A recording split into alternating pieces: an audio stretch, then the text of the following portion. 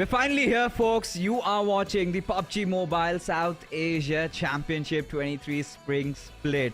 As we have reached upon the second stage from the Pro Leagues, where we had a lot of teams participating in the South Asian region, and then we had a few teams from the Pakistani region, and finally everybody unites in this ultimate showdown, which is going to be spanning for the next 2 weeks. And I'm here. I'm going to be your host. Pix is joined along with Shadow. And, well, Shadow, it had been quite a memorable finals that we just cast a few days ago. Now, heading on to the South Asian Championships, how excited are you? Oh, I'm super excited. Like you said, all the different regions are uniting together, especially how Pakistani region is going to cope up with the aggression which the Mongolian teams were bringing in. I'm super excited to see, especially against I8 from the side of Pakistan region. Then we have 3x also. But talking about the roadmap, we did start off with PMPL South Asia 2023, where one team came by in-game voting. Oh, yeah. I mean, that all aside, we just have to cover the basics over here, right? So what has happened is from the PMPL SA23, we had 12 teams coming in, making it to the SA Championship, right? And along with that, we have 8 more teams from the Pakistani region heading in along with them. So 20 teams will be participating. The winner gets a slot at the World Invitational. As you can see, the format is right in front of you, right? The group stages from the 4th to 7th of May. We've got 20 teams. Everybody is divided into 5 groups. We've got 16 matches per team that they will have to be playing, and from the 11th to 14th we will be having the grand finals. And what are we fighting for is the whooping prize pool of $150,000, out of which the winner gets 26,000, and so on it reduces.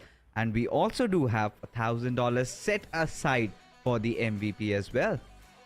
Well, that's a lot on stakes. And how do you earn that prize money? By getting those points. And we have seen a major change in the point structure during the last PMPL.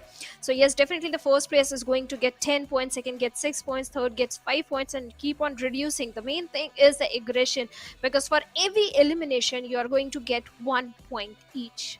And there you have it, all the groups in front of you. So the 5 groups in front of us, let us know in the chat, which do you think is the group of death? Because, I feel they're quite evenly, divided. And every single match, we will, of course, be having 4 groups playing. So one has to sit one out.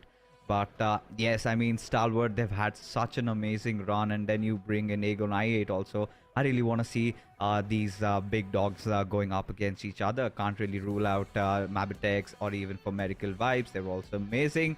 As we're taking a look at the squad roster in front of us, Aegon I8, we've got the same old boys, Uzum, IQ, Blade, then we've got Falak, and then we've got Ghost. So I'm kind of interested to see who the playing for will be from this particular squad. Well, certainly, Aganex I8, they had a fantastic run in PMPL Pakistan, and so did the players of Regicide. Regicide was the team that was capitalizing on those elimination points. Then we have the players of Magnus Esports, again the same lineup: Drolin, Finisher, Zibian, Zen, Faster, and 420 Boev. Drolin and Zibian were definitely the most aggressive one from the side of Magnus Esports. Then we have 7th Element, Quantum Rage, and TUF. TUF, they just qualified for the SAC, so I hope this time they do step up. In fact, me too, right? I am gonna be hopeful that they do, in fact, because all these teams, like we've seen in the South Asian PMPL, they were getting there. Some were really recovering their form. I think we remember how good Raw played towards the end, just barely managing to qualify. As we take a look at Group D's teams, we've got DRS, MABETEX, then we've got T2K and IHC Esports as well. As we move on ahead towards Group E, we've got Illuminate Crew, Leo Esports, Highvoltage DC, and Raw Official. So as you can see, we had sort of segregated, all the Pakistani teams. We showed the groups first, and then we went on towards the South Asian team. So regardless, finally we get to see that culmination happening. South Asian teams that include teams from Mongolia, Bangladesh, and Nepal, along with the Pakistani teams as well. They had a separate PMPL. Aegonite I8 was amazing, but this time, we will be on the lookout for few other teams also that have shown a lot of potential. Well, certainly they have, and at the same time, I am excited to see where these teams are going to drop in, because I know 2 teams like dropping in towards the side of military base. So let's see. whether they are going to change their drop or we are going to witness an early fight. But looking at the team comparison, Againx I8 was the winner of PMPL Pakistan. On the other side, Stalwart Esports, they were so very consistent and impressive during PMPL. Oh yeah, I mean, to bring in both these teams, Stalwart Esports, I don't know if I can agree with you on the fact that they were quite consistent. The last day is where they kind of, the last 2 days, I think that's where they kind of really bounced back in. But yeah, eyes will definitely be on them, and not just that, Stalwart Esports. I still remember, that chicken dinner that Nirzet got them, and in that final showdown in Miramar, they kind of secured their victory, but it was so close, right, Shadow? Imagine we were doing all our maths. It came down to the wire, it came down to the final game. Anybody could have been the winner, but Stalwart, I think this is where experience really comes into play, and that is where and that is how they managed to outdo themselves. But for Aegon I8, even the battle was tough this time. So many competitors, but they did prevail supreme. Now, of course, they've won the respective PMPLs. Now, would be the clear hot favorites to perform well in this one also. But, there can be only one winner. And for the Pakistani teams and for their fans, I think Aegon I8, then you're going to be looking even for the likes of Magnus. We've got 52 Esports. A lot of these teams have been going on the rise, right? And a lot of these teams have been getting that global recognition as well. And hopefully, this time in the World Invitational, we see at least that one Pakistani team up there. And going on forward to the schedule. So we've got the first match to be played in Erangel. Then the second's going to be in Miramar. Then another Erangel. So just one Sanhok throughout the day, and we are going to be ending things with Erangel only. So as you can see, the one highlighted, that's the one in E, which is written in the first match. So Group E is going to be sitting out the first game.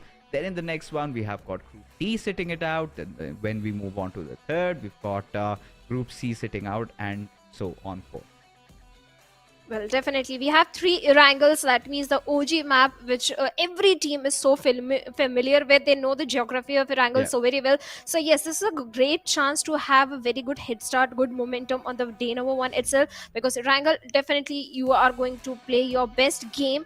And you can test the waters. You can approach the game very slowly. And if you have already a good buffer in the standings, day 2, you will feel much more confident.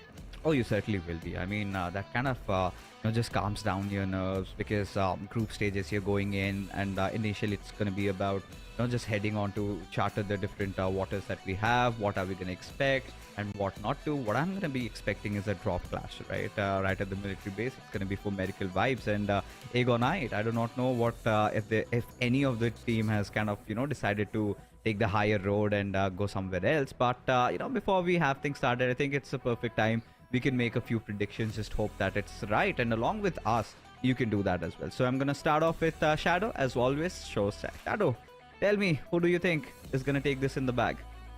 I'll go with NB Esports, just because NB Esports, they could have become the champion in the PMPL SA, and Stalwart Esports in the last game, they stepped up and got the chicken dinner for themselves. So NB Esports might be looking for a very good start. Yeah, I mean, you're going to feel bad for NB Esports just a little bit, right? But you know what I'm going to do? I'm going to go with, let's say, somebody like IHC. Alright, I feel that this could be one of those games where IHC starts with a shabang. Because for Stalwart Esports, I mean, I know they've got this usual routine to first make us feel a little scared, have a little bit of that anxiety set in, and that's when they start getting those points. So it's barely, I don't really remember when last Stalwart Esports started off with a win. So it's better that way. As long as you qualify, you just have to stay in top 16. You've got 16 matches to do that, and once you do that, you head off to the finals, and then you can aim for that top spot. So for now, I mean, we've made our predictions. Let us know, who do you think is gonna come out swinging in this one, because it just could be anybody. Certainly, it can be anybody's game. And IHC, definitely, I 100% agree this can be the game, because Erangel has always been a very strong map for the players of IHC during the league plays. Also, IHC and T2K, they used to compete so hard. Either of these teams used to go for the chicken dinner. IHC, so many times they came on the second spot. So yes, IHC on Erangel, they are one of the strongest team, no doubt. Oh, they certainly are. But here we are out to venture and find out who is going to be the winner of day number one's first game, in fact, in our S Championship. And we've made your predictions. Let us know who do you think is going to be starting this day with the shebang as the flight path trajectory all the way from shelter to its shooting range. Now, this is going to be really interesting because we've got quite a few teams that kind of tend to head down south. So we've got Stalwart. I think they're not going to have any issues going towards Novoripnoi, but for the likes of Medical Vibes and Aegon I8, that is where things get really twisted. And you know what's the most interesting part is that for Medical Vibes and Aegon I8 are in the same group. So that sort of makes things a little bit more interesting. As let's find out if we see few changes from their side, because I don't see anyone dropping down at the Millie base. Both the teams have backed off. They want to start thing on a very good note. They don't want to take any sort of risk. But maybe there is still a hope that the players of 4MV might go towards the side of military base, because the way they are gliding, maybe they can go for a vehicle towards the side of Ferry Pier or Gatka, grab those vehicles, and then head over to the side of military base. On the other side, Egonix Ayat this time they are going towards northern side, but we have a fight erupting between the players of Raw Officials and 7th Element. The drop collision which you are talking about is already there, and looks like 7th Element, they are the faster one. They already got one knock onto Raw Officials. Yeah, not the best of start over here at least. We can see already one body falling down. Raw Officials just hoping that they get away, but Illuminate and 7th Element, both these teams, one from the SA, one from the Pakistani region, they might collide against each other. A little bit of a separation already. They kind of have made sure that, you go towards the other side of the snake compound. We're going to be around here. We're not going to mess around. So not a lot of battle has broken off between these two teams, as one of them already decides to retreat pretty early on. But yes, Zodi from Raw will have to take a quick early exit, and not the best of start for Raw Officials, especially considering how they carved their way into the SAC, because you could really feel that, right? We had various narratives. We were kind of wondering if Raw would even make it, and in that final day and the day before that, that's where they kind of started off with the climb and just scratching their way right into that top 12, made it to the SSC, where they've had a really rough start. Yes, 7th Element, I believe they are playing a risky game. Yes, they were initiating fight on one side with the players of I8. On the other side, they got a knock onto the players of Raw Officials. And maybe the remaining players of Raw Officials could have charged in towards the side of 7th Element. And even in the PMPL Pakistan, that was a problem. 7th Element, they relied on the aggression and they lagged on the placement points. So, but this time, they need to find the balance on the other side. 4MV and Leo Esports, they are also locking horns with each other. And 4MV looks like they have got few good knocks onto Leos. Alright, so we've got fights happening left, right and center right from the very start.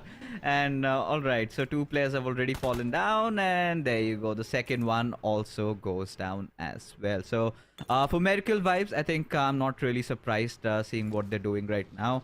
One of those teams, you could also tell them to be one of the most aggressive teams throughout the entire South Asian region.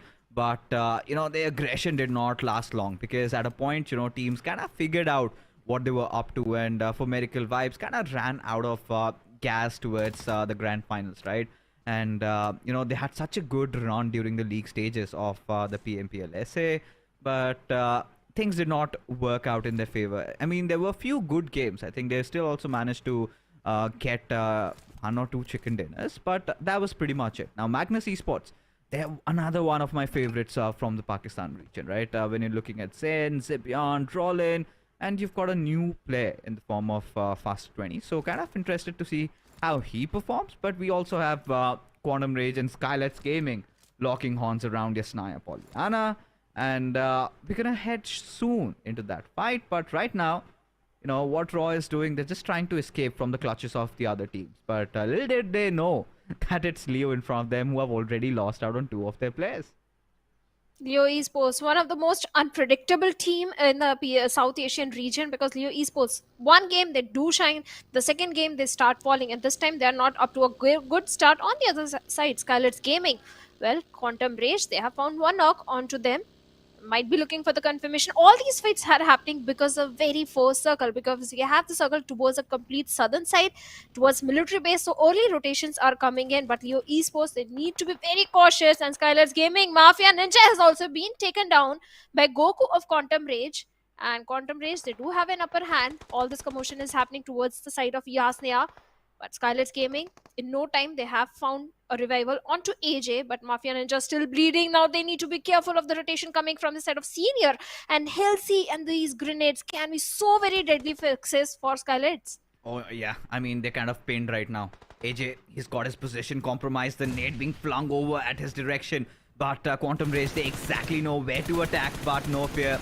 Showing no fear was hidden. And when he got the right time, the moment, he seized it. And there you have... Oh, that is absurd. That's brutal. As suddenly, the tables have turned. And Quantum Rage are being punished right now for that relentless aggression they were trying to show upon SKYLIGHTZ Gaming. As No Fear, not the best of HP, trying to take a fight against Halsey, was just trying to kind of bob and weave, jump around and try to find a knock on No Fear, but still has taken quite some damage.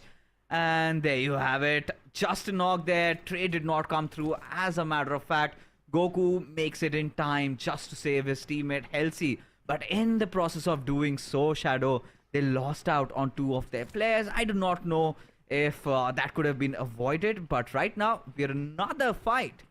All right, we've got IHC with us, and there are a few teams looming nearby, one of which is for Medical Vibes. They've come down to their homes, and seems like somebody has encroached on their property, and this is where they have to figure a way out to take it away from them. So Godless and Refuse are in real close proximity to each other, but now another fight brewing up between Illuminate and Regicide.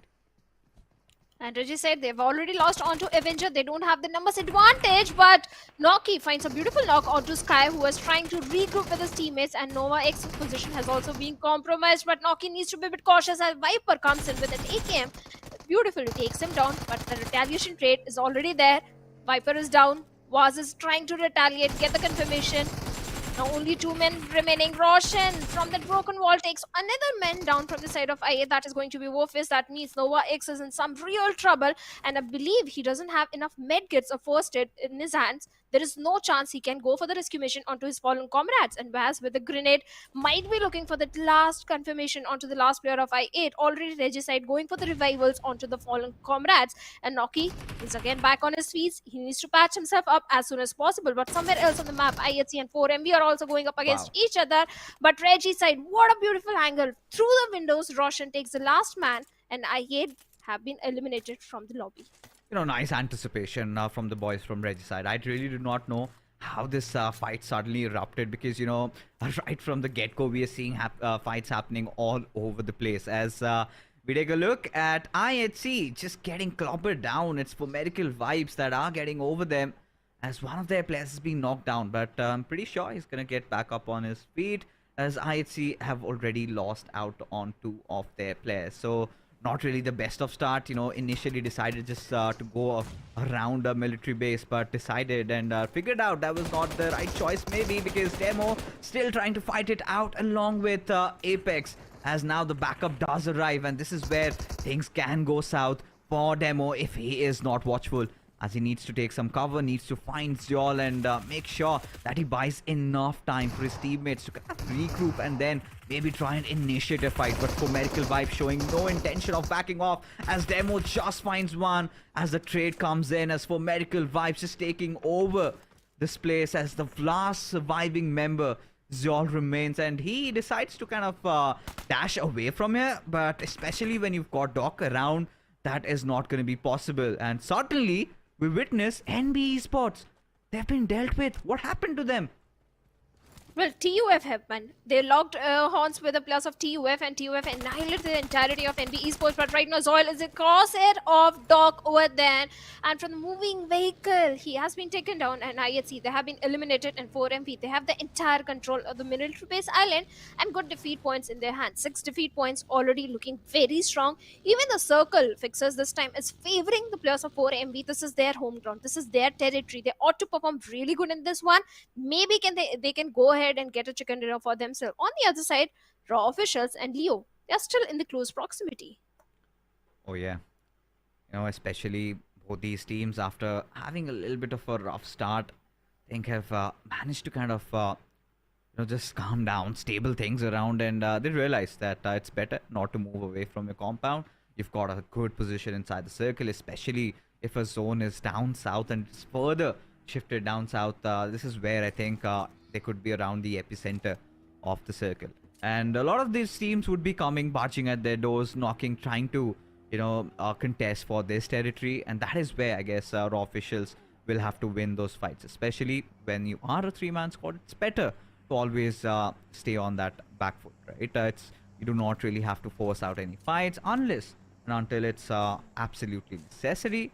So as a result of which, after the first circle, the second circle starting to set in as Nirzed is already getting himself on board. So you've got the players of Highvoltage DC trying to make their way through that bridge, and that is well blocked and well guarded by the players of Stalwart. So Stalwart have ensured that this was a warning shot. They managed to take one down, but this is where Highvoltage DC need to figure a way out, because if you can spot around the map feed, you could see the players of Quantum Rage also trying to close in. So timing is going to be of the utmost importance. And just when we were saying Raw, they had a quite rough start. They lost out on one of their players.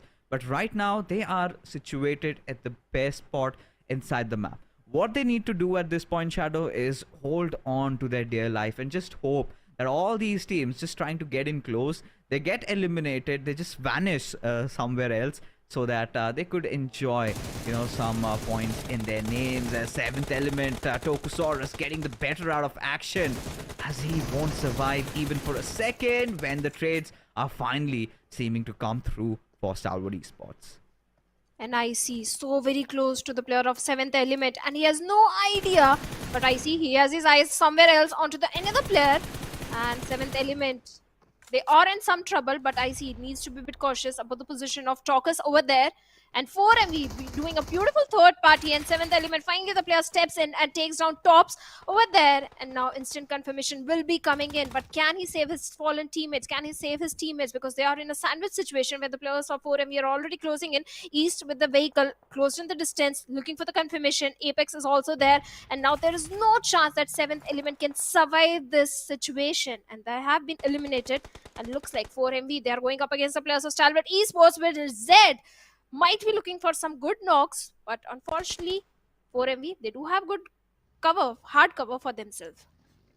Yeah, I mean, just caught between a rock and a hard place. What could you do if you were 7th element, especially after having such a nice start? When you just take down action, you suddenly have that adrenaline popping in, and then you realize, oops, it's for medical vibes from the backlines also that you have to deal with. And that's too much to take. Two Mongolian teams when one isn't enough.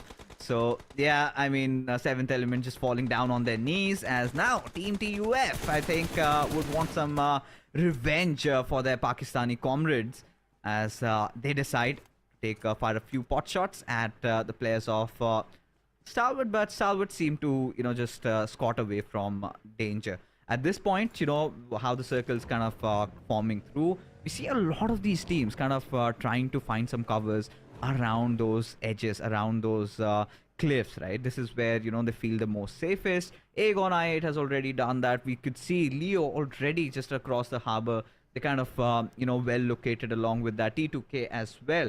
But quite some cluster building up around that southeastern side, right? You've got Regicide, you've got the likes of T2K also around them. And then you've got Stalwart somewhere lurking around. I think they're just kind of trying to float and find a good spot. As you can see, another circle shift, and Raw, they are absolutely enjoying their time. But this is where I feel, Shadow, danger might come knocking at their doors. There is a possibility, but for now, the team who is in the process of TUF M7 are going to be the players of Highvoltage DC, and they're already fighting with the blue, bearing the brunt of the blue, taking a lot of damage, and this time they need to make those quick rotations. But how do they do so? Because TUF, they already have their eyes set, but this time they have a little bit of info onto the players of Quantum Rage as well. They have the upper ground, but they don't have the circle. TUF, they also need to start prioritizing the circle, because they are close to 270 meters away from the safe zone. And on the other side, again, I8 and Magnus Esports, they're also making the rotation from the western front. And what just happened? Jiggle, with his own Molotov, knocked himself down, finished himself, in fact. And Cloud is the only player remaining. Maybe they just don't want to give away their elimination point to some other opponent team. Yeah, I mean, that could be one of those thoughts going around their head. But now, finally, the Giants do collide. Two Mongolians, two of the biggest Mongolian teams that we do have. And Stalwart are trying to get the better out of them. So you've got East already pinned down around those walls as Stock. One of their major fraggers is down on his knees as we find D2K up against Regicide. Now, this is one of those fights that we were really anticipating. And Sandesh delivers. The messenger of death finally strikes as Noki falls down on his knees as he gets wiped out, with Vaz not having the best of HPs. Edgar thought trying to find out another angle as Vaz trying to just scot away from that position. Might take one shot and he is pretty much done. So at this point, Regicide do not have a lot to work with, right? Just two players surviving. It's just Roshan over there. But Edgar, while he was trying to form a different flank around that position, does indeed get taken down by the players of Stalwart. So a lot of things happening around the map as Halsey deciding to charge in at M7's direction. But there you can see Claw from his safe compound spots him out from afar, and now he does the damage. In fact, yeah, the players of TUF would be thankful for what he did. But Quantum Rage, they're quite spread out, and this is where I think for Medical Vibes have a clear idea of where Goku might be, but did not show any intention of trying to take shots in their direction. In fact, they want to get inside the circle with Stalwart, keeping a constant watch at their direction. It's quite difficult for them to enter in, so they kind of have decided to take another route somewhere going around Magnus, and that is where for Medical Vibes need to somehow make sure that they get inside the zone safely. They have to, but right now, Drolin with a DP28 is already doing too much damage towards the side of our Medical Vibes, and East has been eliminated. Looks like Apex is the only man standing from their side. For how long can he survive? Because on one side, we have Stalwart, on the other side, it's Magnus Esports, and Z, his entire intention towards TUF, where Edgar has been eliminated, but Stalwart, they don't have the numbers, only two men remaining, Tops in Nirzet. But we have done what this duo can do. As a two-man army, they are capable of getting a chicken dinner for themselves if they are placed perfectly inside the circle. On the other side, looks like I8, they are also doing a third party towards Magnus Esports, where Drolin has been knocked out by a grenade. Let's see if Aganex I8 can get the confirmation. All these teams are fighting on the periphery, and the only team, like you pointed out, is inside the center of the circle are the players of Raw officials. They are definitely going for a good placement points. Yeah, I think, I've got to chew my words because Stalwart Esports, they're on fire. But sadly, have lost out on two of their players. So some early casualties kind of about to hurt them. But Vaz and Roshan have made it, have in fact decided to breach in on where Leo are. Especially if they do not have any idea of where Liquid was. In fact, Liquid gets spotted out by the players of Aegon I8. So Goose dishing out all that damage as Zibyan decides to charge in. Tops, the last player surviving, is faster along with him, pushing in tandem as Stalwart Esports. They did start off with a lot of eliminations to their names, but eventually do fall as Magnus have managed to get the squad wiped out. 4 finishes for the Pakistani squad right now. We've got to see how far, or rather how deep, can they go in, as Leo Esports, they had lost out on 2 of their players and were holding on to their life around this harbor. But suddenly, Aegon I8 and Regicide, both the Pakistani teams, have knocked on their doorsteps. Now, this is where Slipknot has to be quite careful because, of course, Liquid had been dealt with. So, is the final player surviving? His position has not been revealed yet. The moment Aegon I8 sniff him out, that could just sort of beckon the end for him, but still has managed to get one single knockout there. Does he get the finish though? That's a big question, as Regicide also trying to capitalize on the situation, deciding to push in on towards the warehouse as they hear all that commotion happening. And yes, definitely, Raw officials are also fighting with the players of Magnus, as Magnus shows on the doorstep. And Raw officials, they have dealt with 2 players, and then third, last player also has been dealt with. And Magnus Esports, after getting 4 elimination, has been eliminated.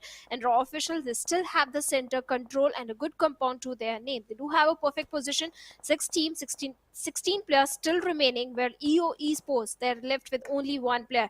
The only threat Raw officials can face are the players of TUF, but right now they are on the periphery of the circle. So Raw officials looking pretty comfortable, but they don't have enough medkits in their hand. They don't have enough resources in their hands to go for that chicken dinner for themselves. But still, maybe if they manage to get some good loot onto the crates of the opponents, maybe this can be the game. But right now, Againx I8, Falak is charging towards the side of Slipknot. Slipknot does have a DBS in his hands, so he needs to be a bit careful. But this time, Falak is not taking any chance. Maybe through some grenades is going to try and eliminate Slipknot. And on the other side, we have Regicide as well. It's kind of a stalemate situation. And in the waters, I can see the players of T2K as well closing in. Yeah, they certainly are. But right now, Aegon I8 exercising extreme caution as they all decide to push in together, march in as they know it's the final player alive, and bury him 6 feet under. But right now, at this point, Regicide, I don't know if they have made their presence felt, but T2K, like you said, have already decided to close in. As you can see, Suyog is trying to form a different angle, but still in the waters. I think sort of the contingency plan for them. If everything goes down south, he's going to be the one who tries and survives, while Sandesh and Rig, they do the heavy lifting, because Jade, he's been already knocked out around that watchtower. But at this point, Vaz, he's got that benefit of doubt, right? He can just reposition himself, but Rig, he's gonna try and play with fire. He's gonna try and get his teammate back on foot, as he has been spotted out and now has also been punished for such atrocity. Because around these situations, I would never recommend somebody to try and go for the rest, because you do not know where your enemy is located, and that is how they're kind of digging their own graves at this point. Difficult situation, desperate measure. That is what happened with the players of T2K, and now Sandesh and Siyog are the only 2 players remaining, where Siyog is a bit far away from Sandesh. If a knock comes through, there is no chance that the players of T2K can help each other. But right now, Falak has closed in a lot of distance towards the side of Regicide, and Roshan has been taken down by Siyok over there. That means was only man standing, and this time Regicide becoming the patty in the sandwich. One side, Againx I8, on the other side, they have the players of T2K not looking good at all. And looks like Raw officials, they are picking fight with the players of TUF, where M7 has been taken down. But maybe there is still a hope for them that a revival can come in. But for Roshan, it's not going to be easy. And Vaz shows himself, takes hefty damage, and somehow was trying to save his teammate, exposed himself, and has been dealt with. Now Regicide, after getting 6 elimination, have been eliminated at the 5th spot. And T2K, well, their position has been compromised, and Falak do have a good angle onto both the players of T2K. Yeah, I mean, taking a look at him at this point, Suyog did not see him coming. It is some bullets right from heaven have been dashed upon him, as Sandesh, the final survivor.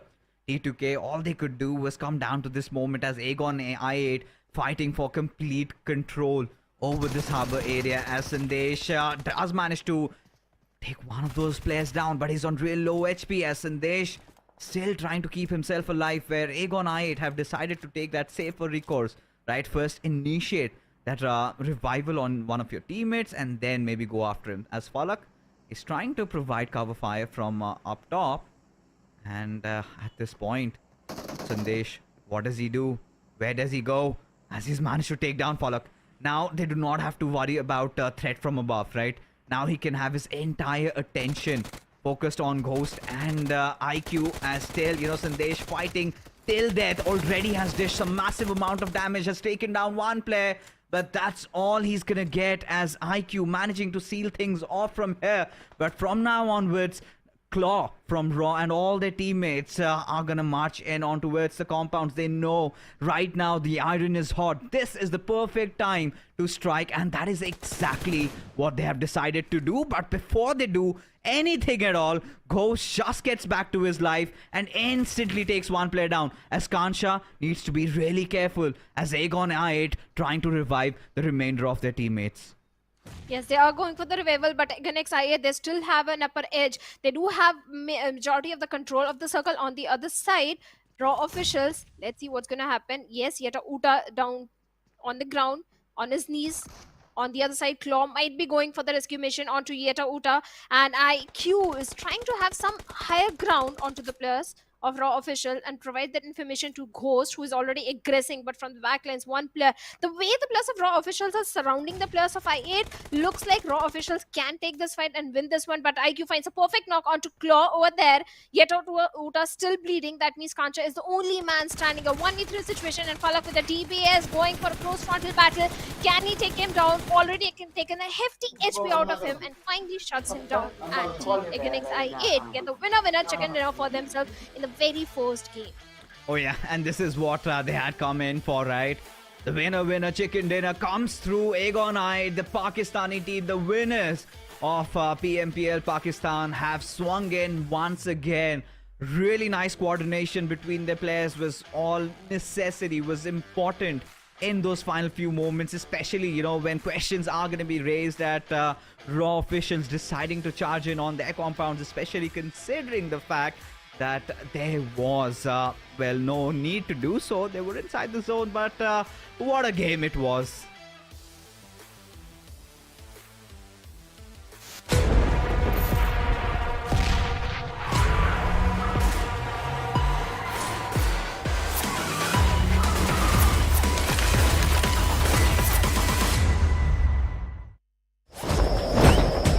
सरकार, कुछ दोस्त आपके लिए gift लाए हैं gift.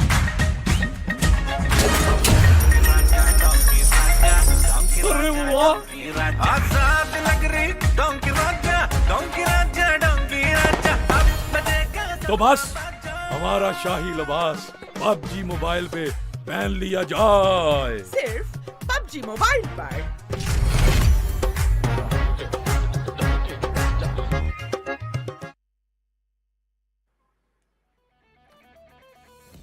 All right, what a start has it been to the first match of the SA Championships, right? I mean, it's the dream come true, right? Every one of you must be hoping for a military base circle. Granted, hoping to see Stalwart and for Medical Vibes fighting it out. Granted, IHC for Medical Vibes there in front of you. But amidst all that, it was Aegon I8 who played the smartest, right? Right from the very beginning, it was not, the military base that they barged into. Rather, just kind of played around that western territory. And when they knew, the circle was going down and down, they decided to knock on the doors. We could see Leo, and then we had Regicide fighting it out against each other. Then we got the players of T2K also coming in over there. And a lot was happening on that harbor, but eventually Aegon I8 somehow managing to stay alive in those moments. I mean, you can't really just name one player who could be called out as the MVP. Everybody just lived on their roles and played just the way they were supposed to, just warding off that threat, even when the players from Raw officials hit their doorsteps right when they were wounded. But that did not deter them from fighting back and eventually get that beautiful chicken dinner shadow. 100% agreed. For a second, it looked like the way the players of Raw officials were converging the players of I8, it can be the game for Raw officials, but unfortunately, Yeta Uta was taken out pretty early in the game. And this was a problem in the SA, PMPL SA time also, that whenever Yeta Uta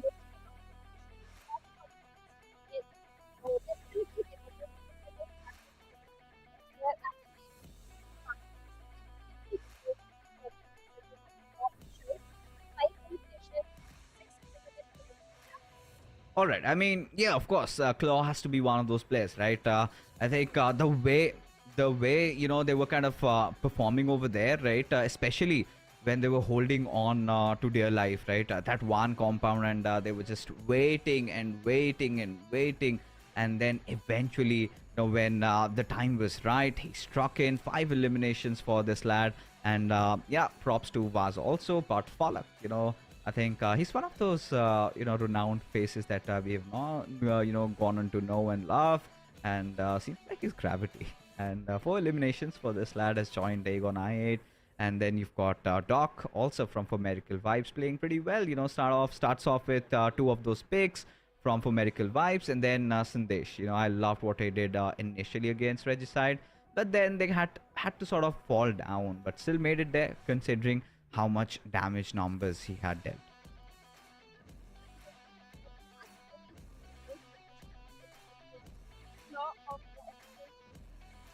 All right, so considering the fact that how things have worked out, I kind of really liked how Magnus also played it out towards the end, right? Everybody just taking their change and doing things right, and well, to be honest, I kind of loved what we saw.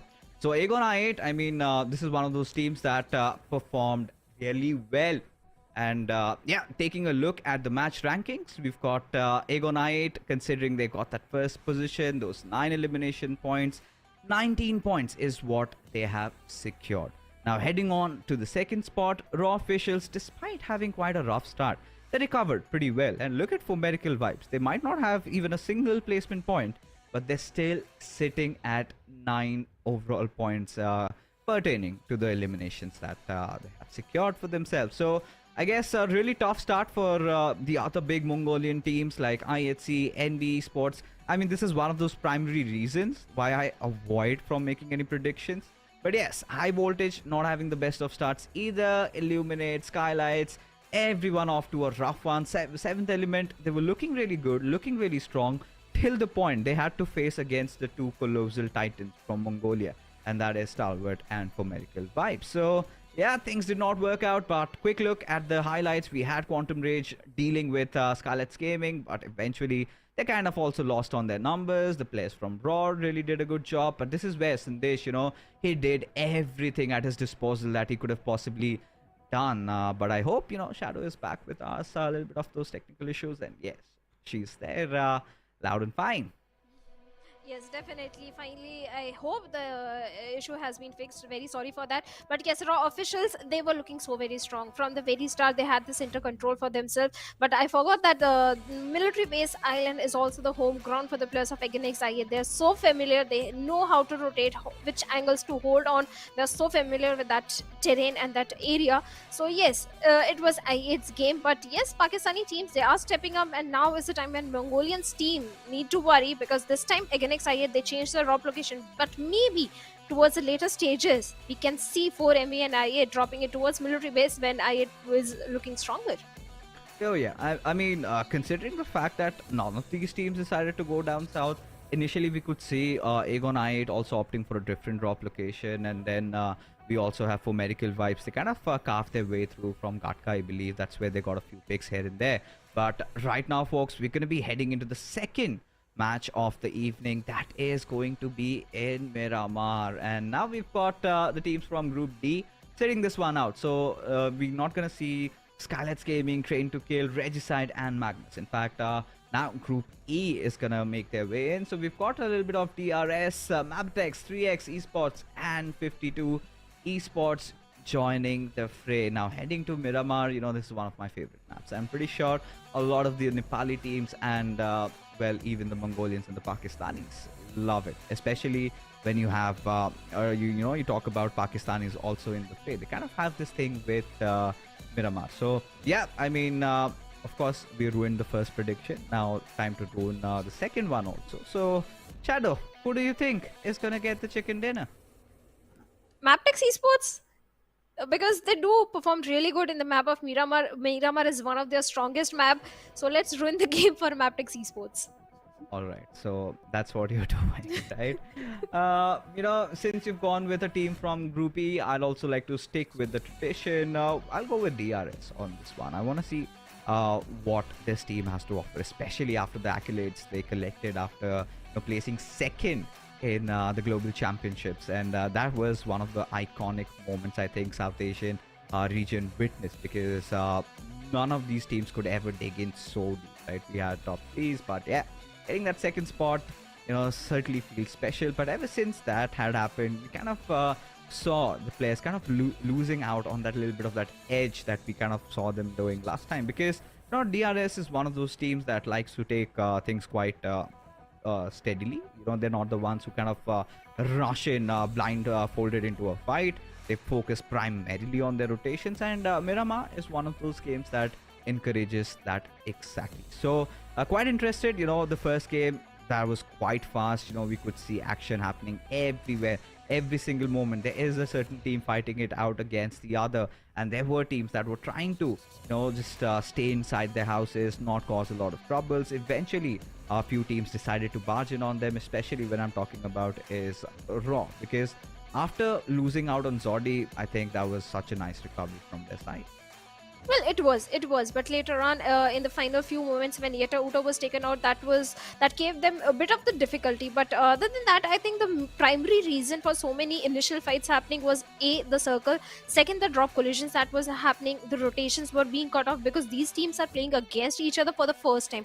They're not aware of the rotations which the opponents are taking, so maybe next time they are going to approach the game a bit cautiously. Even the Miramar, they're going to approach very cautiously, because when you're out in the open Miramar, there is no chance that anyone can save you. Instant knocks and Yeah. confirmation might come in, so these teams need to be a bit careful this time. Yeah, I mean, fights are going to happen everywhere, all over the place. But right now, we've got all these players in front of our screens right now. Everybody excited to get into match number 2, as we've got it in Miramar as the flight path trajectory. As you can see, all the way from the southeastern side, heading towards the northwestern, perhaps. Maybe around that western side a little.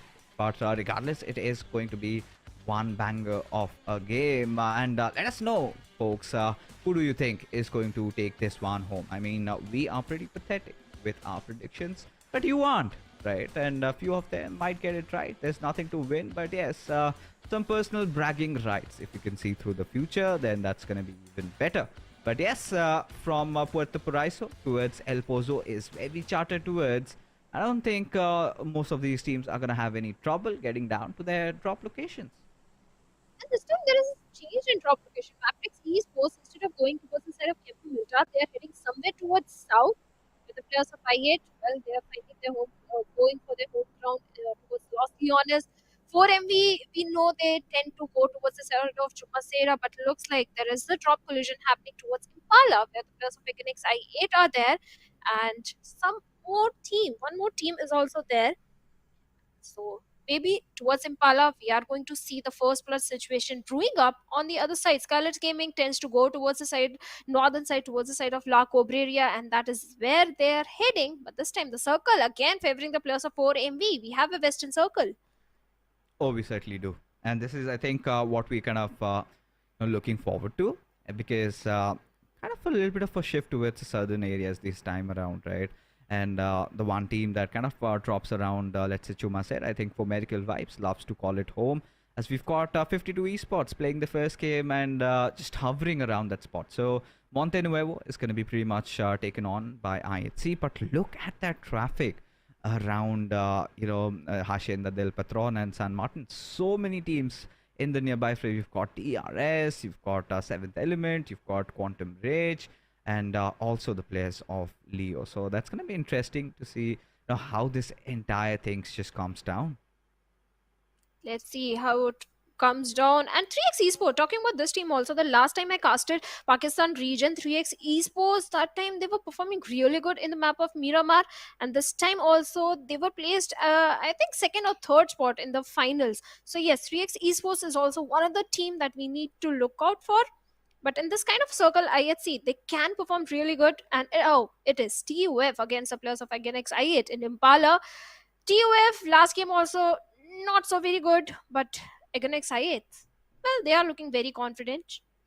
Looking at the loot, the resources which these teams are having, I won't say they have the best of the weaponry in their hands. Few of the players are not having the perfect armor also. So it's better to avoid this fight, but can they avoid it? Hard to say. At this point, we've got a different one just having in front of us a fight breaking out. As you can see, 3x Esports, they're starting to lose out on the numbers as Highvoltage. They've decided it's better to divide and conquer, right? Cairo is all by his lonesome when he's being charged in by not just one, but 3 players. And just like that, in the blink of an eye, Highvoltage DC, they've gotten 3 limbs to their name. The final player surviving will be Zerbaf, who needs to tuck his tails and run from there. I mean, there's no chance on earth that he fights back against an entire squad. So at this point, you know, whatever loot he's collected, yeah, that's fine. Just escape. Just make a run for their life. You can see him crying. You can hear his tears as Highvoltage DC, they're showing him no mercy. Oh, Malik just spots him out and will take no time in finishing him off as just in the blink of an eye. 3x Esports, they played their first game and suddenly they're out of the server. A start they were not hoping for. They were not prepared for it, but this time they are getting out with 0 points in their hands. On the other side, again, X8 and TUF, kind of a stalemate situation where Joker Sir is trying to be the king of the hills, provide all that information to his teammates so that in case IA charges towards him, he can provide the necessary cover fire at the same time and tell to his teammates. But he's not aware of the position of one of the player from again X8 up close towards him. So yes, it's going to be a stalemate situation in Impala for a very long time. But Highvoltage DC, this team, they were the inconsistent one in the PMPL SA, but this time they are having a very good start. So if they keep up the momentum, I think Highvoltage is also one of the strong team in the lobby. I hope the consistency comes through at least in day number 1. This is one of those champion teams, right? We have seen them win championships even in the past, but right now, Aegon I8, they've decided to just barge in and take down the players of TUF one after the other. So this is one of those battles that I think they've fought a multiple amount of times. They know where to figure out which areas to traverse around, find those angles, those narrow margins, try to thread the needle, try to get the job done. As M7, I believe, you know, his position has also been compromised over there.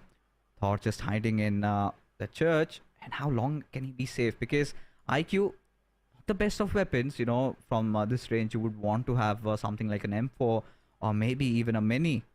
A lot of these players, I think, the C players, they kind of opt for those 7.62 chambered weapons. You know, they know how to control that that recoil that comes up after you tap that one shot. So trading it off with some massive amount of damage, they like it. But what we love to see, or rather what we are accustomed to see in the South Asian region, is a lot of players opting for DMRs like Mini 14. So at this point, M7 and Thor, they really need to watch out, because any moment you might have 3 players from Aegon I8 pushing at M7's or Thor's direction, and it's going to be so difficult to try and just form that fortress. Joker Sir, he's doing whatever he possibly can, trying to form a different angle. Maybe he could be the one who could pose some threat, but if I8 has heard that vehicle sound around him, then his cover is pretty much blown, because Joker is definitely making those movements. But both these teams, they need to realize that the circle has already started closing in, and at this point they really need to consider if they actually need to engage in this fight or not. And looks like IQ has an idea where Joker exactly is, but IQ had no helmet at all. Despite dishing out hefty damage, he has been the one to be taken out, and TUF M7 charges, takes down Ghost also, and again XI8, they're crumbling. Yes, Edgar has been dealt with, and TUF is left with 3 men, where Joker Sir, no first aids, no medkits, nothing at all. But somewhere else on the map, we have the players of Leo Esports as well, locking horns with IS, where Godless has found a beautiful knock-in confirmation onto Haidami. Predator has been taken down, and Liquid knows exactly where Godless is. The grenade is not going to be so perfect, but Godless and Liquid with those UMP 45s, these SMGs close range are so potent and powerful, and Liquid this time the UMP won't help him, as Demo from the low ground will take him down, and IHC, they're looking very strongly. Yeah, Godless got vengeance in his mind and will just lob that grenade into perfection, as Leo Esports, this time the stronghold, this time the standoff could not last longer, because it is the Mongolian giants that just go barraging through them without having dealt any casualty. They have managed to successfully just wipe out Leo Esports. So Leo Esports, and I think the way they kind of try to position themselves, they drop off around the peripheries of San Martin, try to get their loot done. What they did not anticipate was, while they were rotating, they would knock on the compounds of IHC, and that indeed happened. It was a position of contesting for a particular spot, out of which IHC were just the better team, well prepared. But right now, we can also see 7th Element trying to lock horns against the players of Stalwart. You've got DRS pretty much chilling at the top of the Picardo Hills. They have no intention of entering the town right now as the circle again shifts, and it is going to be somewhere around Picardo. So Highvoltage DC, this is a game where they kind of start redeeming themselves, because the first game did not really go the way they had planned, but eventually in the second one, this is where they could amass quite a lot of points.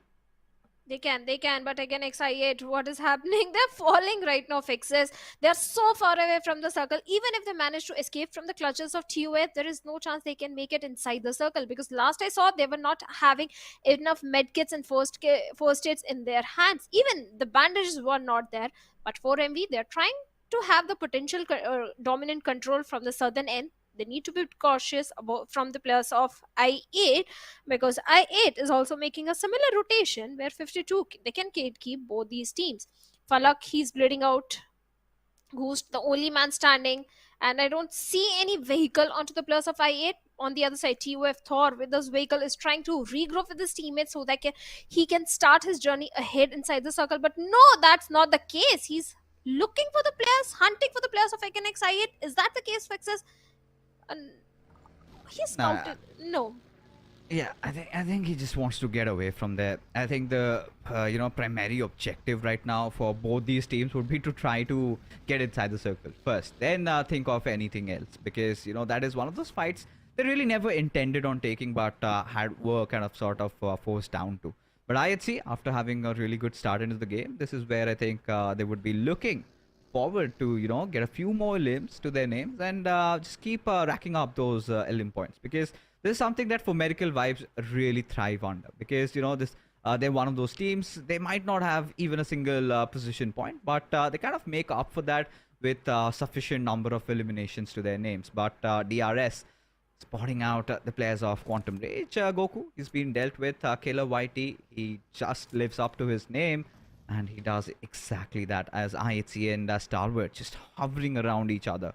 And in a few more seconds and a few more minutes, we might have a fight between these two amazing teams as well. But so far, ladies and gentlemen, in the PMPL as a championship, the Pakistani teams are performing really well, especially Egon I8 getting that first win.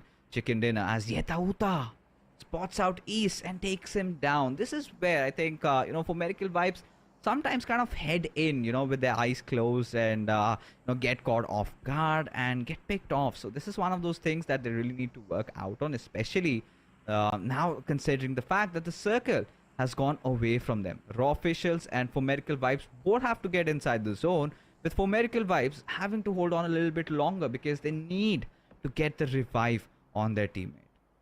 They have to go for the revival, because so many fights are going to erupt towards the southern side, because look at the congestion, look at the traffic that is coming from the southern side. On the other side, or towards north, we have NB Esports, where one player is so close to the players of 7th Element, but he do manage to find a knock onto 7th Element, at the same time gives away his position. This is a moment when NB Esports, they need to regroup, because it's only 2 players up against the 3 men of 7th Element, and Mondo with that vector finds a beautiful knock onto T24 OP. And now 7th Element, they find a knock onto Akaze. Akaze had no idea about the position of Divine holding onto that little shack, and Divine in no time gets a confirmation as well, bringing down the numbers of NB Esports. And Fistboy along with Sek, can he take down Divine as T24? He's bleeding out. On the backlines, we have Tokus as well, whose position has not been given away, and Mondo is getting so much damage from somewhere else. Tokusaurus really needs to get himself in the battle, because he needs to find out an angle, because Divine could just hold on for so long, and that is exactly what he's trying to do, because Mondo is constantly just raining down grenades and molotovs trying to flush out Divine, and he's successfully done that.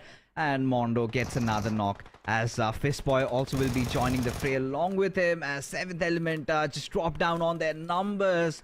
With Tokusaurus, the final player surviving, he has to get the hell away from that position and has to find out another way of trying to survive in the game, trying to secure at least a few position points and a few limbs here and there. Certainly, he needs those elimination points. But NB Esports, now they have the entire northern control for themselves. on in the center, we have the players of Stalwart Esports in a 2v2 split. Talking about DRS, they have the Eastern Control, they are the king of the hills. But on the lower ground, we have the players of Highvoltage who might try and challenge DRS or vice versa, because Gyanta and Delta, they can easily spot the players of Highvoltage at the same time. We have Egenix I8 and I8 Illuminate crew in such close proximity that a fight can happen. So towards south, maybe multiple third parties can also happen. Oh yeah, I think the moment we get the next circle, which is going to happen pretty much soon, we're going to see a lot of these teams fighting for a good position, right? Stalwart, DRS, they're all holding on to the higher grounds where we've got high voltage, safe and sound inside those compounds. You've got Pubgm along with one of his teammates who's taken over the hill. So he's got to be a little bit watchful because DRS might just come knocking at their doors anytime soon. As Quantum Rage, this could be a really good game for them. All they need to do is just try and stay alive, because Stalwart, look at that, they've got that entire Western control. At this point, they might be prone to threat from maybe raw officials or IHC, and this is where they need to somehow prioritize their fight, because NB Esports is also going to charge in. And now look at that, IHC, NB, they might have a fight breaking out, and Stalwart might hear all that gunshot, so they might kind of just regroup, rendezvous at a certain point, and then figure out their next course of attack. As Aegon I8, not the kind of a start that the winners of the previous chicken dinner would be hoping for, but that's a reality. I mean, sort of got a little bit complacent and had to just bow down to their demise, as IHC going after the players of NB Esports, as Mondo has dropped off from his vehicle. This is the perfect time where Demo decides to just charge in, but has forgotten about the threat right beside him, as Mondo just slaps that DBS right around his face as Demo bites the dust. He does, but now Mondo has to deal with the remaining players of IHC in a 1v3 situation. He needs the backup, he needs the reinforcement as soon as possible. He's trying to buy some time through those grenades, but Alex with the S12K comes in and finds Mondo. Instant confirmation, the revenge has been taken down. And now IHC, they have another threat in the close proximity in the name of Stalwart Esports, where IC along with his teammates is having the control of that compound. But now IHC is aware about their position, but the circle is closing in. This is not the time where IHC is looking for a fight. They have their vehicles ready and they're trying to move inside the circle where the players of Stalwart Esports might be waiting for them. Up until now, IHC, they have a decent amount of elimination points also in their favor, but right now, Nova X, look at his position, so close to the players of Egenix I8. Can he stop the players of Egenix I8? I don't think so. 1v3 situation, he does find a beautiful knock onto Blade. Can he find the second one as well? And no, Ghost comes in with the AKM, deals with him, and I8 with 0 elimination points bids bye-bye from the lobby. Yeah, I mean, Illuminate, quite a rough start into the campaign in the SA Championship, right? Two of those games not really working out the way they would have anticipated, as NB Esports also having to deal with the brunt. Suddenly are just survived by Sek. As IHC, I mean, of course, they did lose out on Demo, but I was kind of wondering how he kind of lost his sight. I pretty much would expect him to hear that first aid being administered over there, as NB Esports have also been deleted from the server, courtesy to the players of Stalwart, and how well they're controlling that western territory. As now, Aegon I8, they will have to bite the dust. MABETEX, their first game inside this game, inside this tournament, and suddenly they are starting to fire on all cylinders. They did hear all that commotion around, so were kind of prepared for it. As Ghost, his life is literally hell at this point. All he has to do is either just give away his life to the blue zone, because you would not want to give away all these points to your opponents, right? So Goose pretty much knows where his fate lies. That is out of the server right now, as Aegon 8 after I8 after a really good start in the first game have been knocked out at the 11th spot into this one, as the circle even shrinks further down, as we can see that hilly area around Power Grid and Picardo, where DRS are sitting quite comfortably. But suddenly, IHC decide to knock in on Stalwart's area, as Nerzed action both have been dealt with. That relentless aggression being shown by IHC proving to be quite fatal for Stalwarts. S12K versus S12K, and looks like STE, they lost their player. And Stalwart Esports and 4MV, both these teams are not having a very good start. Action has been knocked down by a vehicle run over from the players of IHC, and IC and Tops, they have to make a quick escape. They have to scuttle back to the safety because they don't have the numbers.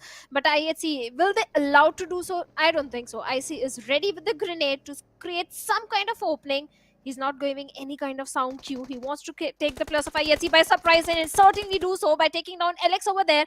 Delivers a lot of damage towards Godless as well. But Zoil with the S12K right on the face of IC takes him down. Instant confirmation coming in, leaving Tops all by himself. This is a moment, if there is any moment, this is the moment when Tops can charge in and try to do some damage towards the side of IHC. This grenade has to be the perfect one, but Tops has no idea where exactly the players are.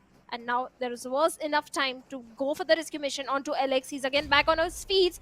A 1v3 situation. I don't think so Tops can deal with this. Yeah, the most valuable player of the SA region is now under threat. You know, just surrounded by 3 sharks right in the desert over here. Top now, he's burning, just screaming for his life. But IHC seem to show no mercy at all. Still fighting back. But too much, too hot to handle over there as Alex gets that final kill. And with that, Stalwart, they also bite the dust as now IHC, look at them go. 9 defeat points already to their name. So Godless doing really well. Xiol is back in form, back in action. Alex also performing, and IHC, this is exactly what they needed. A little bit of a room right now, considering they won this battle. They can take over that western area because now Raw and MABETEX, they might lock on horns against each other. Where MABETEX have that territorial advantage in their favor. They've got a little bit of that altitude to play around with. Where Raw, they really need to sort of start clearing the flanks. And if they manage to get a knock on Leo, then that is where they could just try and press in and get a little bit of more room for them. But now Leo does not just have to deal with Raw, but also has to be watchful of the threat right behind him. That is coming in from Highvoltage DC. If that's not enough, then you've also got Team DRS, who are so comfortable with the situation that, with the position that in fact they are holding on to. And in a few couple of seconds, we get to see the next circle shift. Where is it gonna go? Is it gonna favor the lads from Quantum Rage? Is it gonna favor DRS? Or maybe that lonesome survivor from 7th Element or Tokusaurus? Because, you know, he's been doing that pretty well for his team. From here onwards, the more position points, the higher position he finishes in, the more position points he is gonna earn for his squad, and that would prove quite vital, especially considering 7th Element playing their first as a championship, and they've had that Cinderella story going in for themselves. Let's see how these lads perform. MABETEX Leo, he really need to watch that lower ridge flank and the grenades that are coming from the side of Raw Official. But look at Zoil. He's so very close to the players of MABETEX Esports, and MABETEX, they have no idea that IHC slowly, they have closed in the distance, and they can do a beautiful third party towards Raw Officials and MABETEX as well. And IHC already having a very good run, very good confidence. Even the numbers also are in their favor. And Raw Officials, well, they have decided to back off from this fight for all the good reasons, because the blue is slowly catching up to them. This is not the position they want to fight, where the blue is dishing out the damage. The MABETEX Esports players are dishing the damage, but no, they are still fighting. They have spotted on the players of IHC. They're aware about the position of Zoil. And now with that buggy is looking for some little bit of the cover so that can make their rotation. But on the other side, we have Highvoltage as well. Raw Official, they are basically trapped in the situation, Fixes. Yeah, I think they certainly are, but they need to figure out a way to get out of that. And the only way is if IHC decide to, strike or rain fire upon the players of MABETEX. Because, it's 1 each for both these squads. Leo, of course, would want to get that revive. So will Kancha. Especially with the blue starting to close in. This is where Zodi, I do not understand why the delay. Because maybe they might be, potentially exposed to threat from Highvoltage DC. And that seems to be exactly the case with Zodi barely breathing right now. MABETEX, this is the perfect time to get all their players back on their feet and sort of be prepared for the threat that awaits them right now. Because with that circle shift, this is the time where DRS still would be trying to get a little bit of that more extra advantage as Leo lies in waiting. He has that compounds cover as Zodi gets spotted out by Baron and has been put 6 feet under. 3 elimination and Raw officials at the 7th position has been eliminated. But now MABETEX Esports, they have to deal with the players of IHC who have a position advantage. They have the higher ground. But Kese, he finds a good spot to hide for some time. Then we have the players of Highvoltage as well. They have to go for the crucial revivals onto the fallen teammates. And now LX watching and guarding the flank angle that might be coming from the northern side if any team is trying to close in from the northern front. But MABETEX, this time they're fighting with the players of Highvoltage, and a Highvoltage in a 2v2 split. They're looking better, but Valley can bring that opening, can bring that initial knock onto the players of Highvoltage, especially with that grenade if lobbed to the perfection. But Cloud going for the flank, and now Leo is there to stop him. 3 players, Highvoltage, Cloud and Prabeen moving under the supervision of the remaining 2 players, and Cloud with a grenade finds a perfect knock onto Leo, and retaliation grenade, he also gets taken down, and Prabeen just survived that grenade. Sliver of HP onto him, Fixes. How is he gonna make it live? Needs to buy some time, especially with so much of that threat around him. It's going to be tough. It's going to be difficult. Oh, somehow he does survive. Does he have any meds? That's the big question. And Malik just trying to show his face, and Kessie so well positioned. I believe Prabeen is out of any meds to administer as Jiggle in a whole world of trouble gets picked off. Wally just raining down hell from his bullets out there. And now MABETEX in a sweet spot, but they still also have to get inside the circle. And I think they're carving their way one by one. They are dishing out damage, dishing out hell on the players of Highvoltage out there. Malik right now at this situation. Let's see, what is he up to? Still surviving, but for how long? That's the big question. As Baron gets picked off by Malik, still trying to stay alive.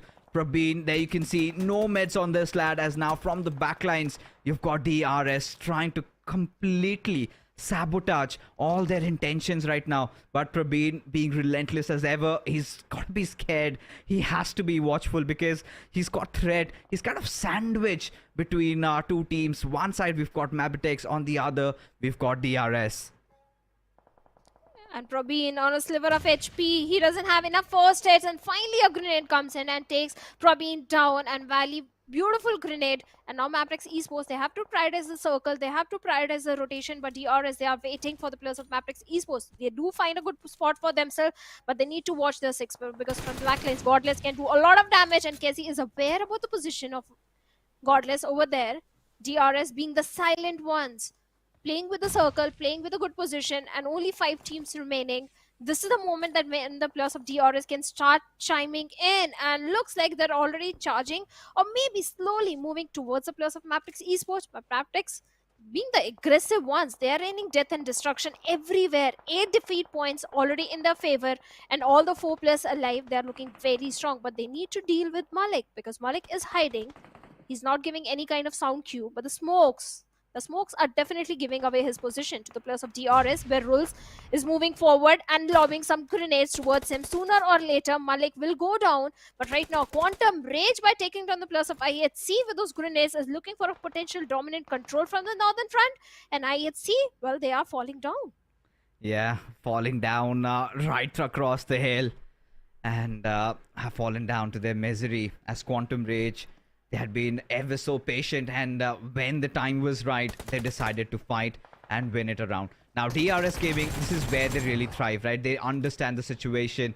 They figured out that now the time was right for them to charge in and finished off the players of Highvoltage DC. Now, this is one of those quite pivotal fights that MABETEX will have to engage in at this point, with Kessie and Baron fighting it out. Delta has been picked off. Rules needs to hold on, as Killer YT needs to try and provide to give that essential cover fire, as Baron looks to, re-administer himself to full HP, as Gyante also joins the fray. And this is where, Wally and Leo, they've got all the time on earth, but suddenly Killer lobs out a grenade, and Cassie has been dealt with. Gyante, his position finally compromised, the flank that he was trying to create. Now MABETEX are well aware of it, and now Rules decides to lob yet another grenade. But before he could do anything, it's going to be Tuntanatan from the backlines who takes yet another player of MABETEX, and now the 3rd and the 4th also falls down, leaving us with our 2 teams in front of us. That is going to be Quantum Rage and DRS fighting for that chicken dinner. Well, for all the hard work which DRS did on towards the side of MABETEX Esports, Tanatan, well, he reaped all the benefits out of it by getting those confirmation points. And now DRS, they have to lock horns with the players of Quantum Rage. Both these teams were so very silent. Quantum Rage, they were trying for the control from the northern front. DRS, they were trying for the control from the eastern front. And now the numbers advantage is with the players of DRS, and Gyante might be looking for a flank that might come in from the left side. But it's an open field. It's not so easy for the players of Quantum Rage to close in the distance. And same with the players of DRS. They do have a good ridge to work around with. The smokes are down, but the minute the smoke disappear, Quantum Rage are out in the open. The position will be revealed, and they will be in the crosshairs of the players of DRS. I like how Quantum Rage are positioned right now. They've got that terrain advantage. They've got that higher ground. And look at DRS. They kind of clustered up to that one spot now. A little bit of a spread coming in. But it all comes down to who gets that first knock, right? DRS, they do have the man numbers. So if Tantanatan just gets picked off from there, then DRS could directly just head on charge in. But if Tantanatan stays alive, then DRS will fall down to Quantum Rage traps out there. But Senior taking quite some massive amount of damage, right? And there you go. Killer nades coming out from Killer YT and will secure that knock. Now Tantanatan has to really close in because Gyante decides to push as Helsi, the lonesome survivor over there, has nothing to do except from fight as Gyante trying to step out of his vehicle gets picked off by Tantanatan. Nice cover fire at the right nick of time, and suddenly DRS will have to figure out their way to breach in through Quantum Rage. And they're doing it so very perfectly. Senior is still knocked down. There is no chance Helsi can go for a revival. And Delta with the Groza takes down Helsi over there. And now Tantanatan gets a confirmation onto Gyanta in a 1v3 situation. Takes another one down. But that won't be enough because DRS finally the strike and deals with the last man of Quantum Rage. Gets a beautiful winner chicken dinner for themselves. And with that, your prediction also comes true, Fixes. That indeed does happen, but what a start, for the Nepali stars, right? You've got DRS come in, play that first game, and walk away with a chicken dinner.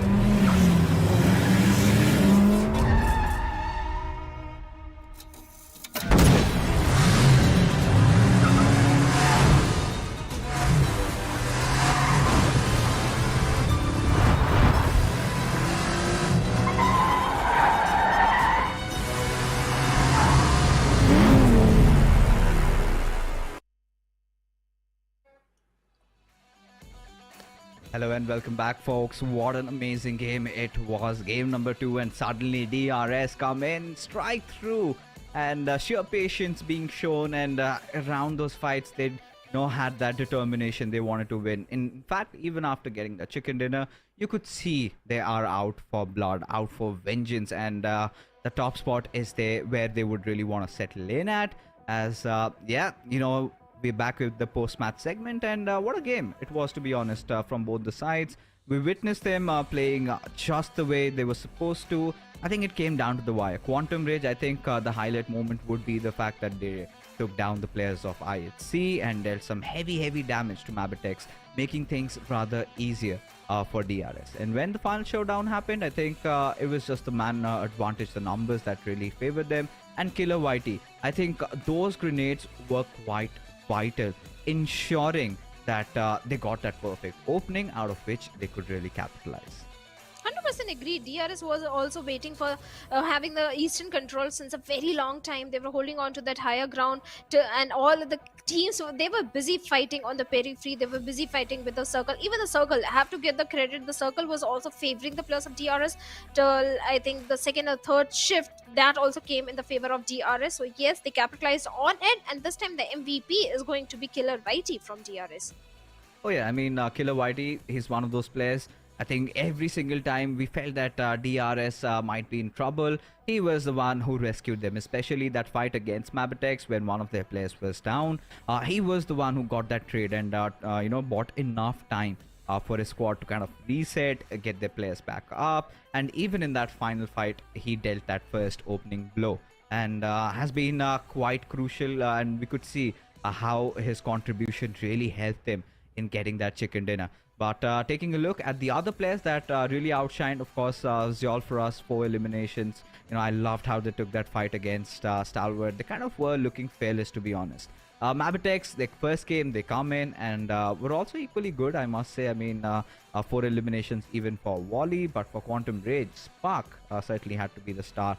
But Killer Whitey, those 7 eliminations, goes on to show how good this player was. Oh, he certainly was. Even this team of Magnus Esports, they were looking so very promising. The way they were dealing with multiple teams towards the southern end, they were able to dish out a lot of damage towards the side of 4MV as well. And the match summary, yes, Killer YT have the highest elimination, Zyol has the highest damage, Baron with the highest assist, and Leo OP with the highest healing stun. Oh yeah, I mean, looking at the stats, I think we had few teams that could really name them out, and yes, DRS, IHC, and MABETEX were 3 of them. As we take a look at the match rankings, it's gonna be DRS, quite calm, quite stable, 10 eliminations, 10 placement points, finding the perfect balance. Have taken 20 points off of this game, and again, you have to start wondering what has happened to For Miracle Vibes, because last time, yeah, of course, they managed to get 9 eliminations, but this time just barely 2 and were taken down, I think, by IHC, if I'm not wrong. And yeah, I think for Aegon I8 also had a really good start, but eventually kind of dug their own graves. The players being in those wrong positions and all that did not really help with their motives. But same thing, even for Stalwart, were looking strong initially, till IHC knocked in on their doors. Yes, and talking about this game, yes, from the very start, majority of the fights were happening towards the southern end where the players of Highvoltage were there.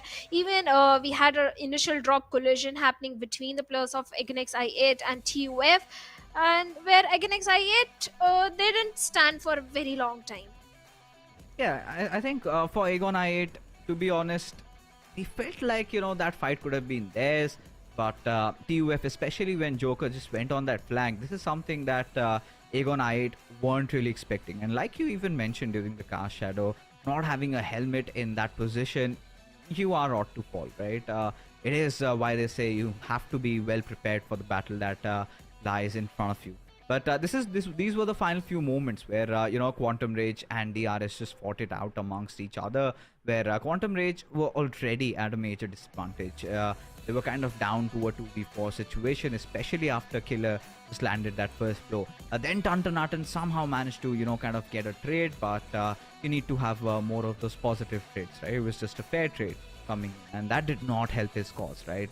Had he taken down maybe 2 of the players of DRS, then you could have said that yes, maybe things could look better. But DRS, just striking when the moment was right, decided to barge in, charge directly at the faces of the players there of Quantum Rage, and manage to get the chicken dinner for themselves. So a really nice start, I must say, for DRS. Even Quantum Rage, considering the first game, they have done pretty well over here. And now heading on to the next match, I would be really excited to see which team gets this one. So first one, we had a Pakistani team win. The second one went to the Nepalis, as you can see in the overall rankings. Look at that. So DRS Gaming, by the virtue of just that one game, they have taken that second spot. But it is Aegon I8 who still remains right on the top. Well, definitely they are. This time also they had 4 elimination to work around with. It's not like they were taken out pretty early in the game with 0 points. They had 4 points with themselves. Quantum Rage, they were also very good. They are relying on those elimination points. 11 elimination in a single game, in 2 games, total of 17 points. Raw officials, MABETEX Esports also looking so very good. This time IHC in the map of Miramar, they were so aggressive. The way they took down the players of Stalwart Esports and went ahead, initiated by the players of MABETEX Esports as well. But the team that needs to step up are the players of Eliminate Crew. They have played 2 games and they are sitting on the 18th spot with just a single point. Yeah, and you know, Illuminate Crew, this is where your I think it's still the first day, right? They still have 14 more games to go, and they still can recover. They still can get themselves back, because now all they have to focus is not be at the bottom 4, right? That is where you would expect them to try and finish somewhere, even maybe the 10th, 11th, 12th. It's absolutely okay. 7th element, I think they've been showing a lot of promises to me, but when it comes down to fights, I think they haven't really made themselves felt, right? Being at the worst positions you can imagine of. I think that is one of those areas that they really need to work on. And Magnus Esports also, quite shocking that they're just kind of around that 14th rank. But it's fine considering the fact that they just played 1 game. I'm pretty sure as you know, the day ends, they might recover a few points from here onwards. So heading in, I think, you know, Shadow, what we have seen so far in the first 2 games, there have been few teams that have been looking quite, you know, quite with an eye for victory. You could see that from the players of DRS. That's pretty much visible as we take a look at the schedule. And this time, you know, we will have teams from Group C sitting this one out. So Group D is going to be back. So no more for Medical Vibes, IHC, Aegon I8, and 7th Element in this game. I feel, you know, Group C is literally one of the strongest and the deadlier groups because of the 4 teams that we have. But yeah, I think we've got to make a different prediction. It's gonna be back in Erangel again. So you know, teams like teams from groups A, B, they might be wanting to get a chicken dinner in this one, which brings us to predictions. So Shadow, who do you think is gonna win this one? Okay, I'll go with raw officials this time, because last time they were so very close to getting a chicken dinner for themselves, and it's not like the drop location was favoring them, the circle was favoring their drop location, nothing was there. They had to go for long rotations as well, so maybe raw officials, they are prepared. You know what? I think I'm gonna be a dreamer right now. I think there's a back-to-back coming in from DRS, because the moment the boys got the chicken dinner, it felt like just another day in the office, and this time we could see that seriousness being exuded out of their bodies, right? You could see the body language. They are showing that yes, we are finally here to win. So yeah, if they kind of play with the right mindset, I'm pretty sure they could get that one. They've done this in the past, they can do it today as well. And what a good day for them, you know, to get a back-to-back chicken dinner, which kind of will restore that faith in their fans. Because DRS Gaming, after that GC, I felt like, you know, they've you know, there are those moments when you feel that you have achieved too much, and that is where the downfall begins. But yes, with those chicken dinners, the Nepali fans would be happy, would be getting just a little bit of reassurance that yes, you know, they are still here to win, they're still hungry, they want to claim that highest prize, they want to go into the World Invitational, dominate there as well. We also do have you know, the GC around the corner. That'll happen. We still have the other split to go, but yes, I think you know, DRS would be getting would be hoping to get back to their winning ways also. But you know, of course, we've made our predictions, out of which I've already got one right, but you could get multiple one of them right. And so make your predictions, think who's gonna win this one. You know, Shadow has already given hers. But you know, talking about how things are happening this time, Shadow, I must say one thing, that in the SA Championships, we are seeing relentless, ruthless aggressions from all these teams, right? Nobody is just camping it out. Nobody is just staying back. Everybody wants to pick a fight in it. Maybe it's just the day one. That could be the reason, because day number 1, you're not aware of each other's game style or the drop locations. At the same time, this is the only day that they can commit any sort of mistake, because when we move towards the end stages, that is the time when the seriousness has to be there. You can't afford to commit any sort of mistake, because we did saw what happened in PMPL SA and Esports, because they were eliminated pretty early in the last game. They didn't become the champion. So yes, at the later stage, the seriousness will be there. Day number 1, you can commit any mistake. Yeah, I mean, do whatsoever you have to Yeah. do in day number one. Get back to the drawing board and get everything fixed and get back in stronger. Because, should not really keep the best for the last, at least, in the group stages. Because if you have a good advantage, you kind of are not going to play with a lot of pressure, right? And it's not really difficult in making it to the top 16 out of 20, right? They've all been there. They've been in those clutch situations. They've done it in the past. So all they've got to do is play some really good game of PUBG Mobile. Every single one of them already, just pumped up to play. It feels really nice to watch all these old faces along with the newer talents that we're having. So many of those new players also coming out. So many of those new revelations we have been finding out. And I'm so excited to at least, see more out of teams like Seventh Element. Because of course they're not going to be playing this one, but yes, every single time a new team comes up, it kind of fills my heart with joy. That being said, folks, we are off to the third game of the evening. Now we are headed off from Zaki towards Sosnovka military base. Quite a western flight path we get to witness, Shadow. That means the Eastern Circle. At least I'm hoping for a Eastern Circle, because I love that drama that happens, because when the flight path is towards the Western front, majority of teams will have a little bit of the trouble going towards Yasnia. And talking about Yasnia, in the previous Erangel, we saw the players of Quantum Rage and SKYLIGHTZ Gaming lock horns with each other, face that drop collision happening. But this time, again, a change. MABETEX Esports, they are going towards the North Georgopol. Quantum Rage, they are not going towards the side of Yasnia, they're heading towards the side of Zarki. I have to appreciate the call of the IGL not to engage in any sort of early fight. And T2K again heading toward their home ground, that is going to be Savarni. SKYLIGHTZ again towards the side of Yasnia. Regicide might be going towards Rozhok. And towards military base, we have Stalwart Esports in Novorupnoy and DRS. Okay, this time DRS, they are the ones going in the Sosnovka military base, because we don't have the players of 4MB, we don't have Erangel I8, so that means both the teams are out of the picture. They are sitting this one out, so military base is going to be pretty empty. So good capitalization. In fact, the circle, the very first circle, is also favoring the players of DRS, because the part of military base is inside, so they can enjoy the ground, go for the loot, grab those resources, the first states which are going to come very handy and look like raw officials. And T-Wave, they were up for a vehicle contestation, and Magnus Drawlim in the vehicle is looking for a run over onto the player of raw officials. There is no way that the player can escape in the situation. And Drawlim, oh, I feel bad for Zordi. It's not the first time it's happening. Oh my god. Oh my god. Rollin, come on.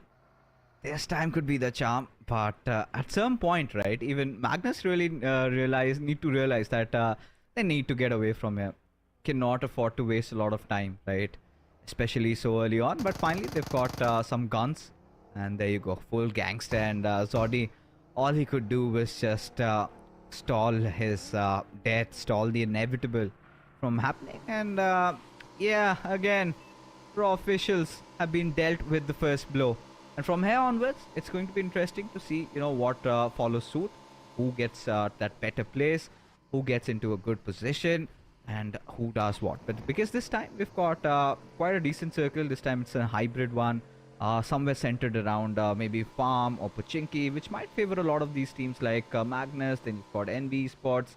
So kind of interesting to see which team back gets a chicken dinner. But what's even more interesting is the fact that DRS and Stalwart were just knocking at each other's doors, right? At a point, felt like they might meet, and we could have gotten to see a kerfuffle between them. But for now, both these teams are minding their own business, going on their own ways, and not trying to engage in any kind of initial fight. MABETEX Esports, this time they are in the city of Georgopol, North Georgopol. That is where last time Erangel I8 was there. But now MABETEX, they can have the entire control. But the team that is in the close proximity are the players of 52 Esports. So MABETEX, they need to be a bit cautious. The last game of Miramar, yes, they didn't manage to get so many elimination points for themselves, but they will be looking for a chicken dinner. And for that, they have to go for quite early rotation as well. Neo Esport, talking about this team also, they are towards Gatka, having the entire control. few teams have changed the drop location this time again. 52 Esports talking about this team in the PMPL also. Talking about the journey of 52 Esports, it was decent. They were the one going for the aggression, having high elimination points. In fact, I think they had the second highest elimination point for themselves. They placed in the fourth spot. So yes, 52 Esports is also one of the most promising teams. Oh yeah, there's no doubt that they certainly are.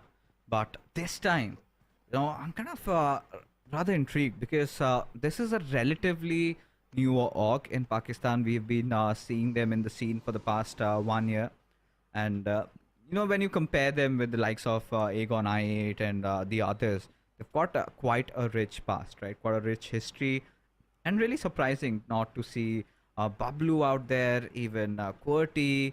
You could see, a few of their players have also, jumped boats. So yeah, I think the scene's quite developing over there. You've got you're getting some fierce competitions. We're seeing Magnus Esports also make quite a name for themselves. Seventh Element, one of those teams that I'm really excited about. And Drolin, Zibian, Zen, and Faster. I think I've got to see more out of Faster as to how he plays, because this time I could not cast the Pakistani region. But watching at taking a look at all these newer talents, I'm kind of excited to see what they put on the table over here. So considering how the circle has been, it's kind of been a little bit silent affair since everybody is busy getting their loot done.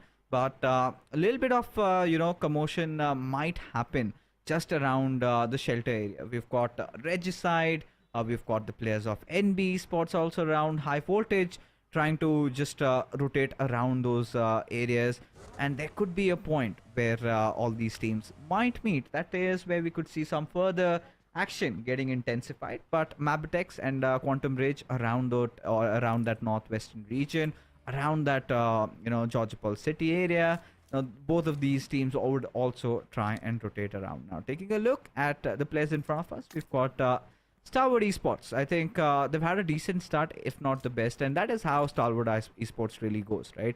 Have a little bit of a rough start, and eventually, as the days keep on progressing, they kind of manage to get themselves back into the tournament. Agreed. Last Erangel also, they did manage to get 6 elimination points for themselves. Yes, they were not able to grab too many placement points for themselves, but yes, Stalwart Esports. But again, Mongolian teams, they're always for the aggression. They're always looking for those elimination points rather than the placement points. For Stalwart Esports, is always the focus of getting those elimination points. But talking about other team, that is NB Esports. NB Esports, yes, they are in an area where there is a possibility of a fight erupting. Talking about the previous wrangle also for NB Esports, they were taken out pretty early in the game with 0 points to their name, and this time they're looking to change things around and maybe get the chicken dinner. If not chicken dinner, at least good elimination placement points. But Magnus Esports, well, they are in close proximity of the players of 52 Esports, and looks like Zibian has a vague idea that there is a team in right front of them. At least now he knows, because 52, they are trying to pep a few bullets towards Zibian. And let's see if at such distance they can do any damage, because yes, you can waste your enemy's resources, you can try and deplete their resources, but even if a knock comes in, there is a very less probability that you can get the confirmation. Yeah, I mean, considering these are those early moments of the game, I think teams would be kind of thinking if it's the right choice to take a shot, because if the objective meets it, if it's the time that you need to contest for that particular location, then go for a full-fledged fight. I'm not going to complain. But if it does not happen, then you've got to be a little bit more careful, because the spot you're playing around, you've got a lot of those teams kind of clustering up over there. You've got 3x, you've got Magnus, you've got 52, you've got Leo. Everybody sort of just is anticipating the fact that the circle goes a little bit towards the west, and just around those southern Puchinki hills is where most of them are situated. But we get the first airdrop of the game. That's going to be an AUG. I guess, playing with this weapon, I kind of like it, especially in the competitive arena where you barely have any recoil on this weapon. Yeah, just a little bit of a trade-off. Feels like a little slower compared to the other 5.56 counterparts, but kind of fills it up with the stability that this weapon provides. Now, considering the circle has shifted a little bit, it's kind of a little towards that eastern side, still concentric little bit though, but SKYLIGHTZ Gaming this time, howsoever, they finally managed to come through, right? All four of their players alive. We've got quite a lot of teams now trying to fight for some good positions, right? You've got the snake compounds, you've got fights maybe going to happen around the Sugar Cube Hills, and so many of these teams have come in pretty close to each other. So this is where I guess finally we get to see some action, and possibly has to be one of the slowest starts that we've had in the PMPL so far. Agreed. This time teams are approaching the game so cautiously, but Roland was not cautious. He was out there in the open and knocked out, and confirmation point has already been converted. 3x Esports, they were taken out pretty early in the first game they played. That was Miramar, and this time they are off to a very good start. 3 defeat points already in their favor. Zarbaf, Miracle, Cairo. I was so impressed by the gameplay of Cairo in PMPL 2021, I guess. 2022, I'm sorry. So yes, I'm looking forward to see the same kind of performance from the side of 3x Esports again. But right now, they are in the open, and they need to find a good compound, good hard cover for themselves. And talking about Raw officials, Claw, he needs to be prepared because Leo Esports, well, they are showing on the doorstep, and a Claw with a grenade is looking for some kind of opening. But can he find one? And yet Uta finds one, gets a confirmation onto Liquid. Predator also goes down through the scar of Yeta Uta. And Raw officials, they do have an upper hand. 2 players down from the side of Leo Esports. This is a moment when they can barge in. The DPS is already there. And close frontal battle, Yeta Uta takes down Dami as well. And in a matter of few seconds, the entirety of Leo Esports has been wiped off.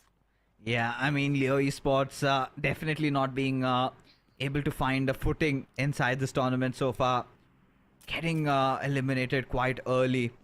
It was just that first game of Erangel where they kind of produced a nice rotation, but still had lost 2 of their players pretty early into the game. So this is where they kind of need to go on a hard reset, figure out their style of play, and work on it, make a few tweaks here and there, because this time you could see Raw is one of those teams that if you kind of come knocking at their doors, they're not going to be waiting to greet you with garlands, but rather fill your heart with all that lead. But now, as you can see, kind of a formation of a farm circle. That is what is looking quite evident. Stalwart again having a major southern territorial control. But this is where I think they will need to kind of take the next step. This is where they need to regroup, reunite, and sort of, kind of even their resources out there. And because what I'm really fearing is maybe teams like Illuminate or even Magnus or MABETEX, somebody could strike in on their compounds. And Action, you would not want to leave them all alone. As DRS, they decide to enter in from the southern bridge, and are in real close proximities to the players of MABETEX. And considering, yes, Stalwart finally have decided they need to take over those compounds. Action, in fact, was kind of stalling, making sure that he was the one scouting for any potential threat. And now I think they figured out the spot that they wanted to take. And now the entire squad is now going to reunite. But you can see some movements happening around the northern area, where we've got the likes of SKYLIGHTZ Gaming, we've got T2K, Highvoltage, quite a Nepali cluster out there. But this is it, right? 52 Esports, 3 of their players grouped in that one little compound. Yeta Uta, if he has that information, if he wants to go hot, then trouble might be knocking on doors of 52 Esports. There is a chance, and the way the players of Raw officials are spread, looks like the moment they find an opening or a knock onto 52, they will directly charge onto the compound. And looks like 52 Chotu, they have found a knock onto the players of I8. I'm not liking their position, because look at that. There are so many teams in the close proximity that one wrong peak from the side of I8, then player could be taken down. Yes, they can go for the rescue mission, they can go for the revival, but the resources, they also need to micromanage those resources, because if you use your 4 states in this circle, in stage 3 circle, you won't be having any of those in the final few circles. But talking about the team that is looking very promising are the players of NB Esports, Stalwart Esports, and MABETEX Esports as well. MABETEX coming from the complete eastern side. They do have a good area to hold on to for now, at least in this circle. But high voltage, well, the players are just having a little bit of the shag, and they've initiated fight, and Probeen takes on Thor as well as Edgar from the moving vehicle. Enough damage has been done towards the side of TUF. M7 is trying to make a quick escape, but will he be allowed? Sandesh also goes down through a vehicle around nowhere coming from M7. But M7, how is he going to save himself? But he is going to retaliate as SKYLIGHTZ is doing a perfect third party taking on Probeen over there. The entire hell suddenly decides to break loose, right? TUF, just a couple of seconds ago, they had all of their players and suddenly they're starting to lose down on numbers, right? Not the best of the game that TUF might have anticipated for themselves. But I8 look quite sturdy around those snaky areas. But now Stalwart Esports again just kind of rotating, trying to keep themselves situated around the center. Zebian all by his lonesome just around that farm area. SKYLIGHTZ Gaming also decide to kind of rotate in. As there you have it, TUF one after the other. The numbers have already diminished, and I think they're pretty much out of the server. As now Raw, they decide to head inside the circle and into a better position. Of course, they had heard those Car 98 shots, so they kind of have figured out that 52 Esports are right in front of them. So it's there's no point really to try and pick a fight against them, especially when they are a man down. But instead, they're kind of trying to just close in the gap and get inside the circle, get a good decent spot as high voltage. Oh, they were marching in, trying to get back to their teammates, but in the process, they have one of their players has gotten himself knocked out. T2K, high voltage, Regicide, all these teams are so close to each other and so far away from the circle. Regicide have 2 players down. Even the players of high voltage are not looking so very promising right now. And T2K, they can capitalize and get those confirmation points for themselves and rank, accumulate more points and rank themselves a bit higher in the standings. But somewhere else on the map, the players of Quantum Rage and Stalwart Esports are also locking horns with each other. Stalwart, they do have a good compound to their name, but Jiggle takes down Rick from the moving vehicle, gets instant confirmation as well with that UMP 45, and now T2K, will they go for the revenge or will they prioritize the rotation, the circle, because they don't have the numbers. Only 2 players remaining from the side of T2K, and high voltage, 2 players rush directly towards Jane, but Jane takes Probeen down with that M416. At the same time, Malik gets an instant trade as well.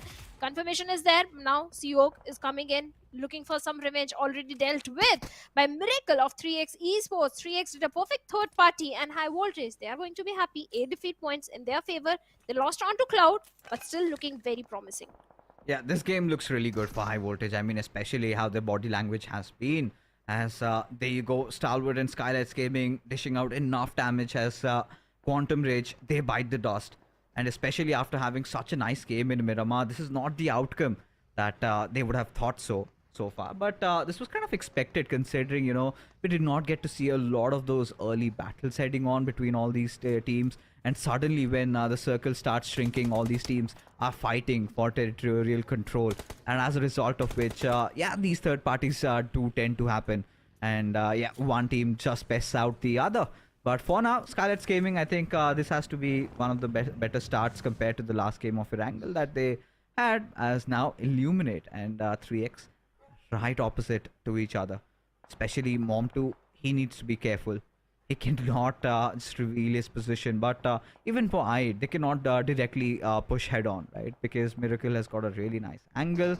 So, you know, until and unless they deal with Miracle or dish out some nice amount of damage and force him to go into hiding and trying to heal himself up, till then, you know, I don't think the possibilities of I8 striking are looking good.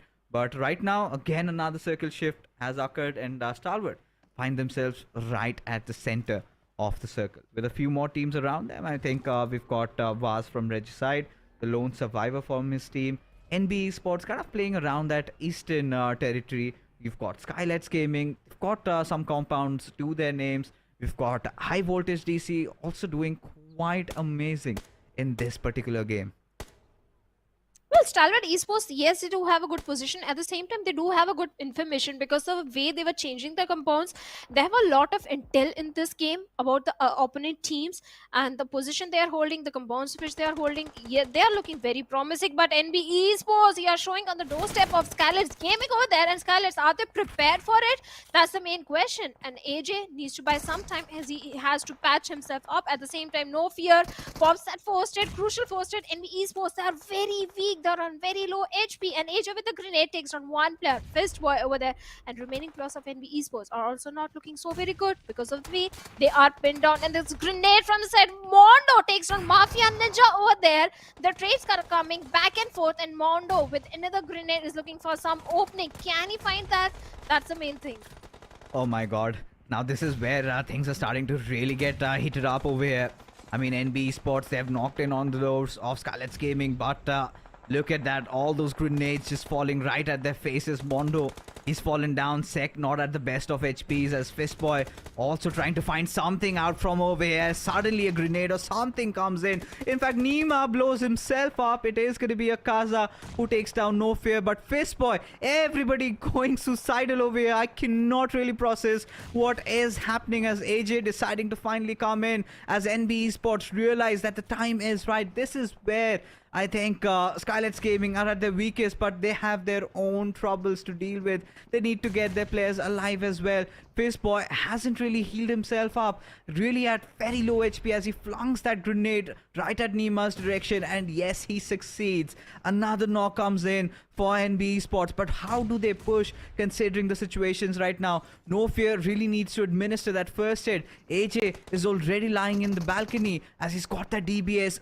locked and loaded, needs to go out and slap it right at the opponent's faces as Fistboy decides to just charge in, and AJ goes falling down. It has all come down to No Fear, who's trying to keep a really nice stronghold, has in fact indeed has managed to do so. Two players already taken down, and Fistboy having no first aids to heal, trying to search through the enemy's crates, still does not find any.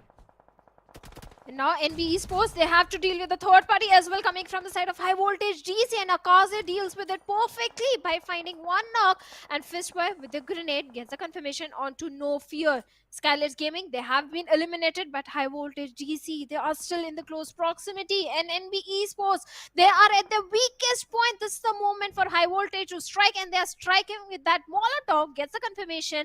Fistboy is still bleeding. Akaze is still looking for some time as he pops that first aid. Three players of Highvoltage. A 1v3 situation right in front of Akaze. Can he deal with it? No, he can't. And Malik eliminates NB Esports. After getting 4 elimination, NB Esports bids bye-bye.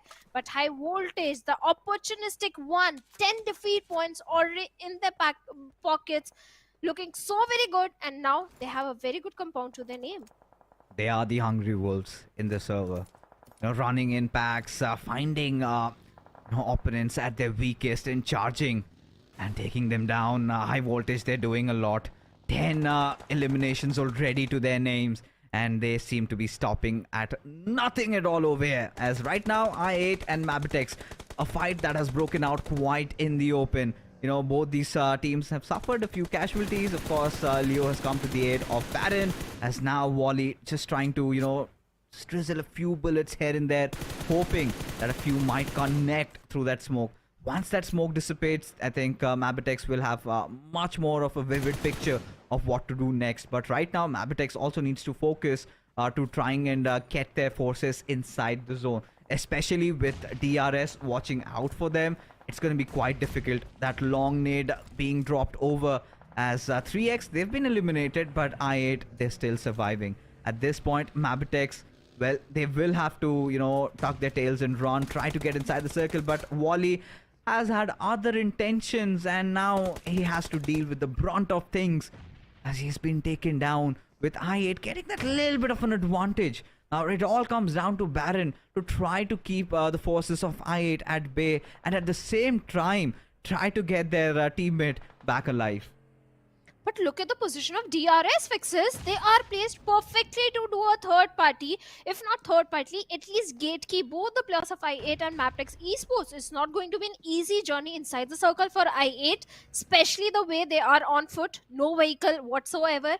MABETEX Esports, They are also trying to move inside the circle. Leo can be that anchor who can bring his teammates, but I8, oh, they are not looking good. They are going down either by the players of DRS or by the blue zone, considering the position which they are having. But looks like they have found a vehicle. And DRS, now I'm worried about DRS as well, because MABETEX and I8, maybe at the same time they can start charging it towards DRS, and maybe they won't be able to defend the compound, but they are prepared, they are ready. Killer with that grenade is already ready to bring those openings. But MABETEX, they are trying to converge the compound from multiple direction, but they also need to watch the 6, because we have Highvoltage, and Woofy along with his teammate charges directly onto the compound of DRS, takes one player down. But Baron will steal all the glory, because he deals with Sky of I8, and with that, Team I8 down to only a solo player, and his position has been compromised, and Valley with that vehicle was looking for a run over, but DRS is the one that is going to deal with them. And now I8, they have been eliminated, and Valley finds a beautiful knock onto Gyante.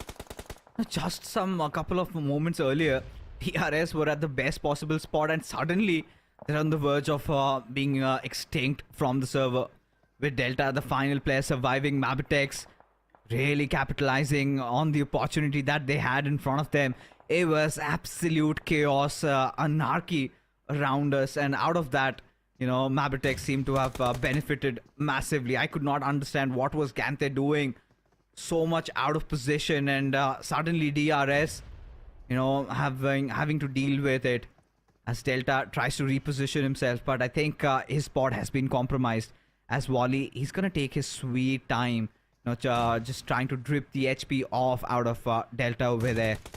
Those grenades being flung over at his direction. They have a slight idea of where he is positioned. Those nades being lobbed at his direction, and Delta, not a lot of space to run and hide. He has to face the inevitable. He has to find the forces of MABETEX.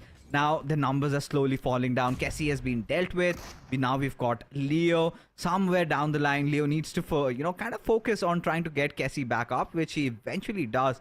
But look at Chickle. Slowly but surely trying to close in the gap.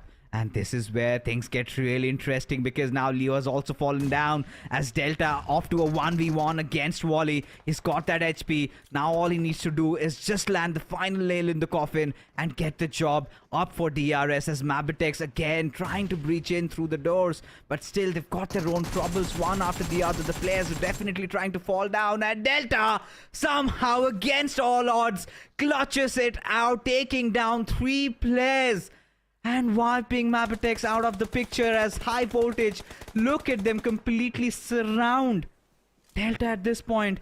Now with just these 2 teams remaining, Delta all by his lonesome. He's done that 1v3 in the past. Can he do that again, Shadow? No, it's not gonna happen, as Highvoltage DC clinched the chicken dinner in an amazing fashion. Highvoltage, they were a pack of hungry lads, hungry for those elimination, and finally they get the winner chicken dinner as well. And in the overall ranking, they have been placed at the top spot right now with 16 elimination, total of 26 points for themselves. Absolute ruthless aggression being shown, and that is how they have taken their top spot in the overall standings.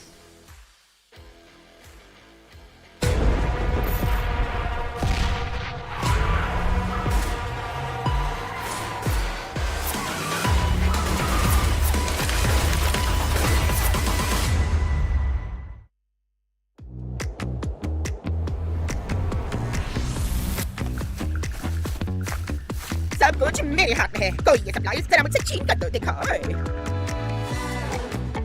इतना ये क्या है? What is this?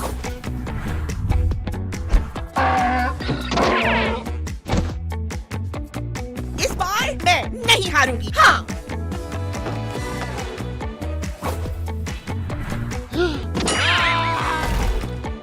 ये कुछ भी नहीं है मेरे आगे। चलो इन दो की धुलाई करें। इतना देख के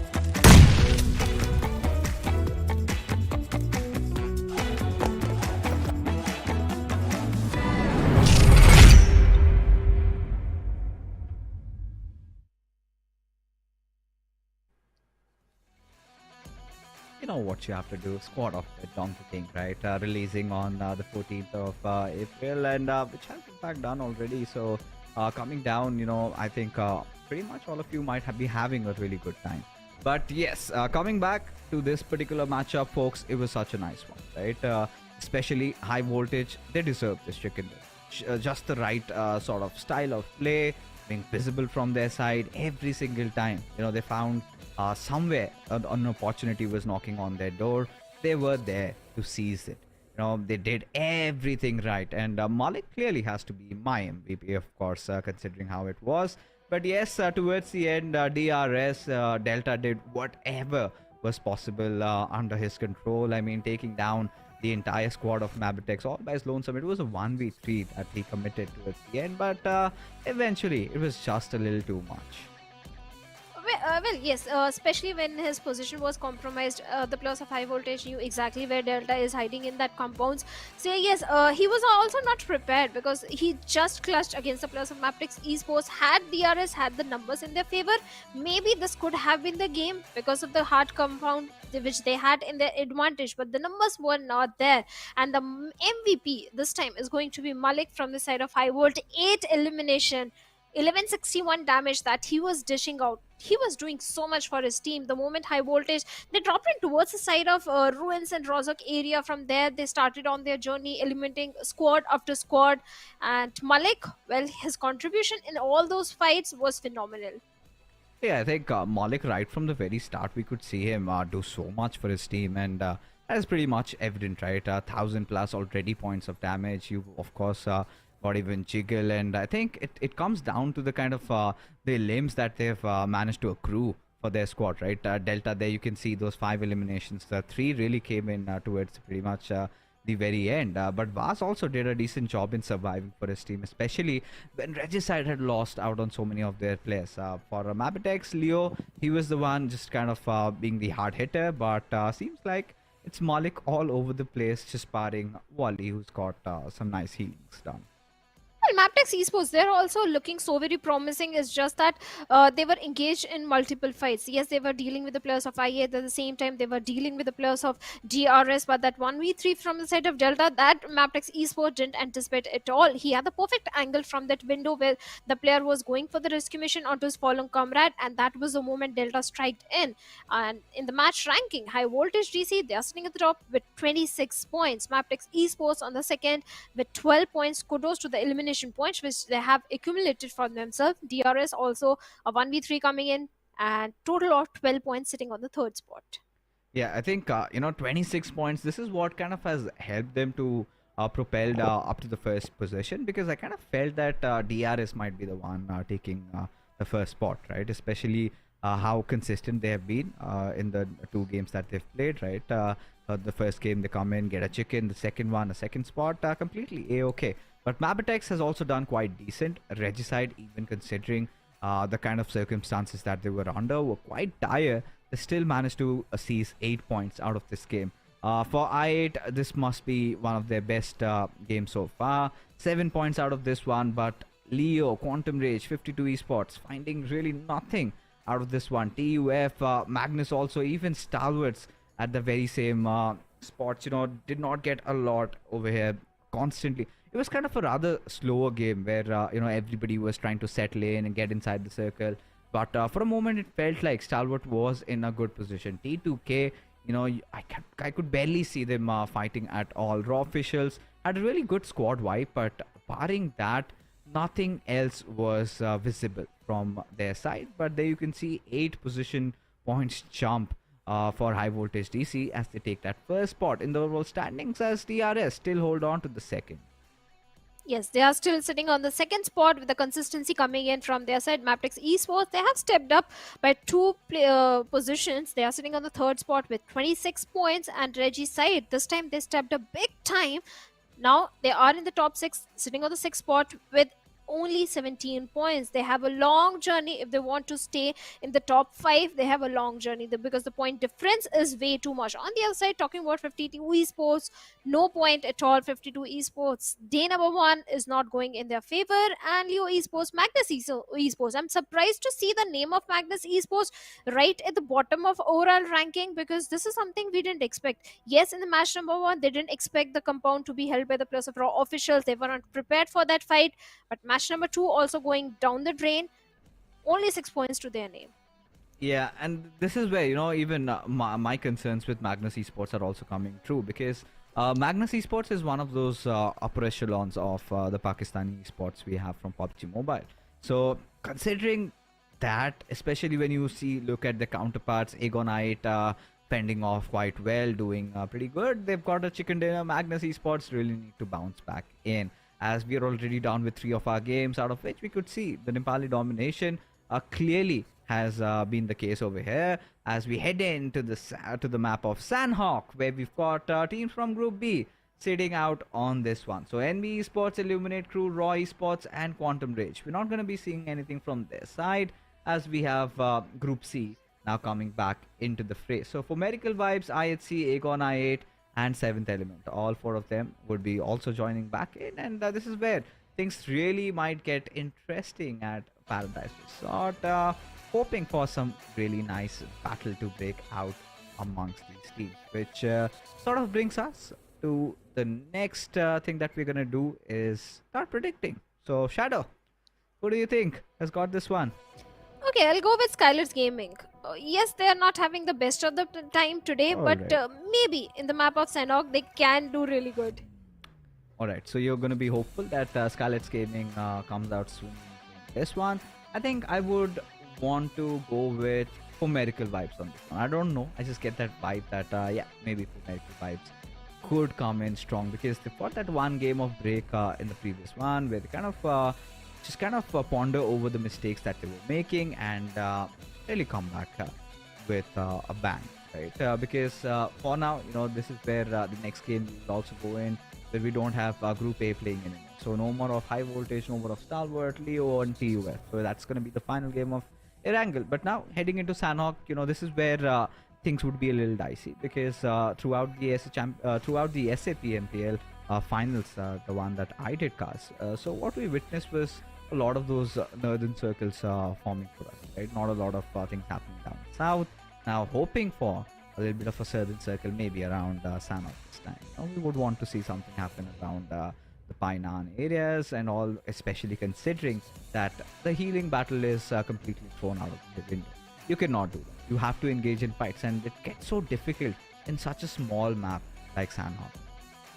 But this time, Highvoltage, they are going to be pretty happy, because there is no Sitim Esports, there is no Deadeye guys, so they can have the entire northwestern island and the compounds to their names. So yes, Highvoltage, they are also looking very promising. If again we see a northern circle, maybe the players of Highvoltage will perform really good. But Paradise Resort, I want to see who is going towards that side, because there is no Illuminate Crew, there is no NB Esports, so there is no drop collision. Or maybe there can be multiple drop collisions, because 2 teams can have the same mind that they want to go towards Paradise.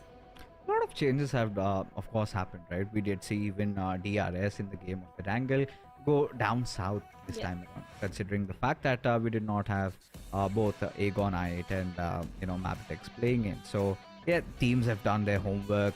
Teams have figured out what needs to be done in order to try and win this one. And this is the right time where you kind of explore your possibilities, because we know Stalwart, they're not a team that will kind of engage in on you early on, until you poke the bear, right? Once you do that, then that's where you've decided to face karma. So yeah, that has been the scene. DRS have figured out, Stalwarts, until and unless they're not in a good position, they do not like to pick off the fight. So it's better, just take over military base, get your loot done, and then move in from there. And I think DRS benefited massively from that. I could see in that fight against MABETEX, it was complete commotion. We had so many of those squads. Even I8 was, in fact, Illuminate crew was around the areas, and there is where we spotted some players of DRS just kind of going out of cover, especially Gyantya. I had no idea what on earth was he doing, so out from where he was supposed to be. And that had to happen, right? Even if you deal with the players of I8, you should have understood that the players of MABETEX were there. That would cause some hurt, and that is what they did. And yeah, Delta, nice clutch towards the end, but it was high voltage, nice spread, and they got that chicken dinner. So so far, I mean, we haven't seen a single Mongolian team get a chicken dinner. So hoping that this would be the case, at least they could achieve one in this Sanhok. Well, I have to agree. Yes, Mongolian domination is not there on day number 1. Maybe from day number 2 they'll start stepping up, because Stalwart Esports and 4MV, it has always been the pattern that on the first day and second day they start doing the comeback. First day is not their day, so from the second day maybe 4MV and Stalwart Esports will start raining death and destruction. The domination will be there. But on the talking about the fight which happened between the players of MABETEX and DRS, they could have thrown some smoke to have the soft cover for themselves rather than going out in the open, but that was not the case. Instead, they were waiting with those grenades that in case MABETEX and IA they charge in towards that, then they'll create some opening through those grenades. Rather, they could have deployed some smoke, have a soft cover in case you have to leave the compound and go out in the open. But I think DRS, they have learned their lesson, but still they are the most consistent one, I have to say. DRS, they were the inconsistent one in the PMPL SA, but now they are the consistent ones. Yeah, especially when they realize, you know, they might have been taking things for granted. It's better to just kind of come back in, look really strong, get back to your old winning ways. I think they want to kind of build up a momentum. But enough talk right now, because we in fact have the game readied up for you guys. As again, 64 players will be coming into the lobby. It's going to be Sanhok. You know, everybody's favorite map, because from a player's perspective, might not be the case, but from a viewer's perspective, you're gonna see constant action, constant battle between all these players just going after each other's blood. But right now, the flight path trajectory already in front of us, and this is quite different, to be honest, right? We kind of are, treading in a different fashion this time. However, as you can see, it is going to be from the northern side, from Khao towards Nakham. So teams dropping off at Kampong. Dogs need to really glide themselves right out there. But interestingly, it's going to be I'm kind of keen to see where the circle really forms. Is it going to be a western one, or is it going to be something around maybe Painan or Camp Charlie or Sami, like I want? I hope it goes towards south, because that is where the most majority of the rotations will come in. But looks like we already have a first blood situation brewing up between Stalwart Esports and 3x Esports. 3x, 3+ already down. What just happened? And Cairo with their DBS, can he take some revenge over there? He can't. And Stalwart Esports, the Mongolian aggression which we were talking about fixes, looks like it's back. It's back. Stalwart Esports off to a very good start, already making a statement that bootcamp is their home ground and no one can do damage towards them. No, I do not really understand why 3x decided to drop in on Stalwart Esports, because I think ever since we've seen Stalwart Esports play, they have pretty much made the bootcamp their home. We know you've seen so much drama around the drop locations, and goes on to think that team really having the grit and determination to contest them on their very spot is actually surprising. I mean, I wouldn't have been baffled if 3x decided to drop on those 3 warehouses up north, but no, they decided to take a direct drop fight where it is pretty much RNG. Pretty much whoever gets that first weapon is in a better spot, gets those picks. And Stalwart, they've been doing this from a long time. So clearly did have that upper advantage, did, capitalize on that situation. And 3x Esports, in the blink of an eye, they have been eliminated from the server. Happening again. It's the second time. In Miramar also, they were taken out pretty early in the game. They were the first one, in fact, to be taken out. In the Sanhok also, they just had one good game up until now. So 3x Esports, they need to find what is happening wrong. On the other side, IHC Godless in the wrong territory, already dealt by the players of TUF. And TUF, well, they got a defeat point, but IHC, they need to play the remaining game with 3 players only, and even they are not in the best of the position right now, because maybe the players of TUF can hunt for them. And look like Ziol, his position has been compromised. No, not yet. But M7 needs to be a bit cautious. Yes, he's scouting the area. They do know that there could be players present in this close proximity. So maybe TOF will now try to reposition themselves and have a better compound for themselves. One thing about Stalwart Shadow is the fact that they've kind of lost out on tops. It's one of those casualties you really cannot afford, right? Because tops, the MVP of PMPL, and yeah, that is sort of inevitable that when a team comes for a drop collision, somebody has to suffer a casualty, not just the right man to go down there. But still, I think might just guide his team to victory. But for now, we could see TUF trying to just try and close in the gap on the players of IHC, who are, to be honest, quite split apart from each other. And haven't really seen IHC resorting to such a drop. But it is what it is at this point, because another fight might be in the making, right? There you can see Zyor taking down one of the players of TUF, M7 down on his knees. But yeah, there's a fight kind of brewing up around the Camp Alpha area. You've got the winners of the previous chicken dinner, Highvoltage DC, going up against 7th Element. Now that is a fight that I'll be really looking forward to, because both these teams are not just outside of the circle, but they're also on the Western Island. So both of them have to rotate in pretty early, but they just can't do it completely with complete safety, right? There has to be a fight, a little bit of roughing up between these players, and there you go. Just as we speak, Divine gets his hand on Prabeen and takes him out. And now Highvoltage left with only 3 players. Highvoltage, they are so aware of this area that I thought for a second, yes, they will be able to deal with the players of 7th Element. Had they taken the northern route from the side of Hathin towards the Cow area, they would have found a safer path inside the circle, but rather they chose to fight with the players of 7th Element, and with the Molotov, finds 1 knock onto Tabby over there. So damage is being done, trades are coming back and forth. And Tabby, there is no chance that he can be saved in this situation. He's so far away from his teammates. And look at the split that is coming from the side of 7th Element. Oh, they're not looking so very good. Yes, they are trying to escape from this fight, back off from this fight. And Highvoltage, well, they're looking for some action. And they have all the right reasons to do so, because in the overall ranking, they are sitting on a very comfortable spot. And it's day 1. They can try and accumulate as many points as much possible, go for the aggressive stance, which they are trying to do so right now. But for now, Reggie's side also, they are in some trouble, as one of the player has been taken down, and Stalwart Esports, having a better position, having a higher ground on themselves, is looking for some good knocks and confirmation, but they need to watch their back, because TUF is also in the close proximity. Noki is going for the rescue mission onto his fallen teammates, but look at the amount of throwables being used. And Roshan has been taken down by the players of 52 Esports. A perfect third party happening.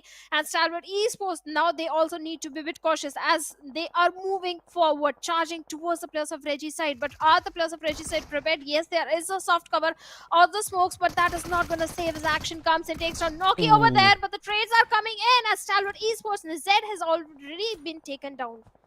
Yeah, but still somehow Stalwart Esports managing to remedy the hemorrhage. Over here, when things looked really tight, they figured their way out through, and having taken down yet another squad, 2 of the Pakistani teams being dealt with. And Stalwart, they're going to be enjoying this, right? Especially after kind of a really rough start, to be honest, because, they've been getting those elims, right? But it is the position points that they've been having majority of their difficulties with, and they would be hopeful that things change this time around. But still, despite the fact that they did not have tops with them, Action has gotten back into his old forms, his old ways, and Nirzit, he's one of those players who has gained some massive popularity amongst the Stalwart fans. And well, did I just jinx it? Because Formidable Vibes from backline spot out the players of Stalwart, and they realize that yes, they were already a man down, and now getting this there's the second player knocked out. They have got the entire avenue to try and push in on them. As now, with just IC surviving over there along with Action, how long can they hold? Because I really want to see that Action brew out between them, as not just that, You also caught TUF trying to capitalize on the opportunity as Edgar from the backlines knocks action out of picture as Nirzed. He is really caught in the between of two teams over here with Joker trying to get in close. He's just murdered him, rammed his vehicle around him as Icy falls down. As for Medical Vibes pushing in, closing in on the distance at the very same moment now have another threat to deal with, and that is going to be TUF. Well, 4MV, they're also not having the best of the time today, but TUF, they have managed to go get 2 defeat points in this one. They don't have the numbers advantage, and 52 Esports, they are also in the close proximity. So let's see what's going to happen as 4MV Dog being one with the nature, not trying not to give any sort of sound cues, but there is no hard cover.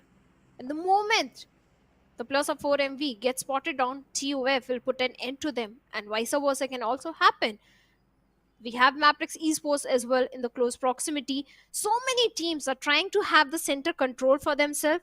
The circle can go either ways. It can go towards the side of Camp Alpha Island, that is keeping all the teams confused right now. But Apex expose himself, takes a little bit of the damage, but now he has a hard cover that he can hide behind that rock.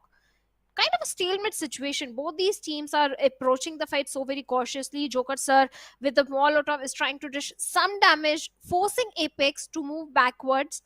But still, the majority of the control is in the hands of 4MV right now. Yeah, I mean, at this point, TUF, they was just trying to be opportunistic, right?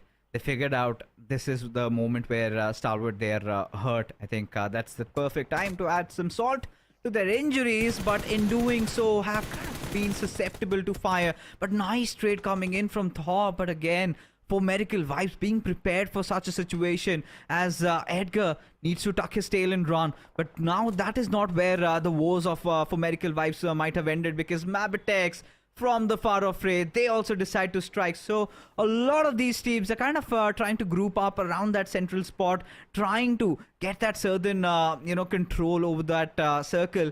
As now Edgar, considering the fact that one of the players of for Medical Vibes was knocked earlier, he gets to go inside and enjoy some safe covers. But Ziol still managing to salvage I think an elimination out of MABETEX. So fights happening everywhere. I love it. So am I. Sanhok being the typical Sanhok, so very fast, and so many fights are happening right now. Edgar, yes, he's having a good comport for himself, but for MV, they have the numbers. TUF, only one player remaining in the circles. This is the moment that is going to decide the fate of so many teams. If it goes towards Paradise Resort, 3 teams on the Camp Alpha Island, they have to go for the rotation, but I would love it if it goes towards Camp Alpha side, but that's not the case. That's not gonna happen. And DRS and Highvoltage can also go up against each other. But right now, Zen is in a very tricky spot. Egonix IA, 3 players are hunting for him, looking for him. But Zen, with the DBS in hands, it's still a doable situation. It's a DBS after all. He can do a 1v3. We just saw MABETEX Esports also. Valley goes down. There is no chance now to save him.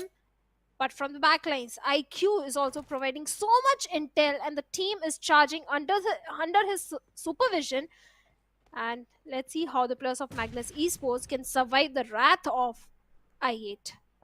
Yeah, I mean, this was so well calculated, right? And yeah, IQ is one of those supports for his team, always on the backlines, make sure he's got a different angle for himself. As MABETEX, they've been taken down pretty early, and this time it's going to be Leo doing out...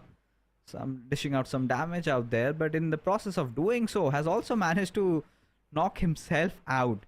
And Liquid will be the one, gets a few vehicle limbs over there, but Magnus for now, they're doing A-okay, right? Yeah, of course, Zen has fallen down. Faster and Rollin still alive. Zibian also had been picked off pretty early. As for Medical Vibes, now charge in the doors of Edgar. Finally, they've realized that they've got some moment to breathe, and they know there is a snake in the hiding. As Edgar, he's been flushed out of his covers as there you go, East with his ump, getting that final limb.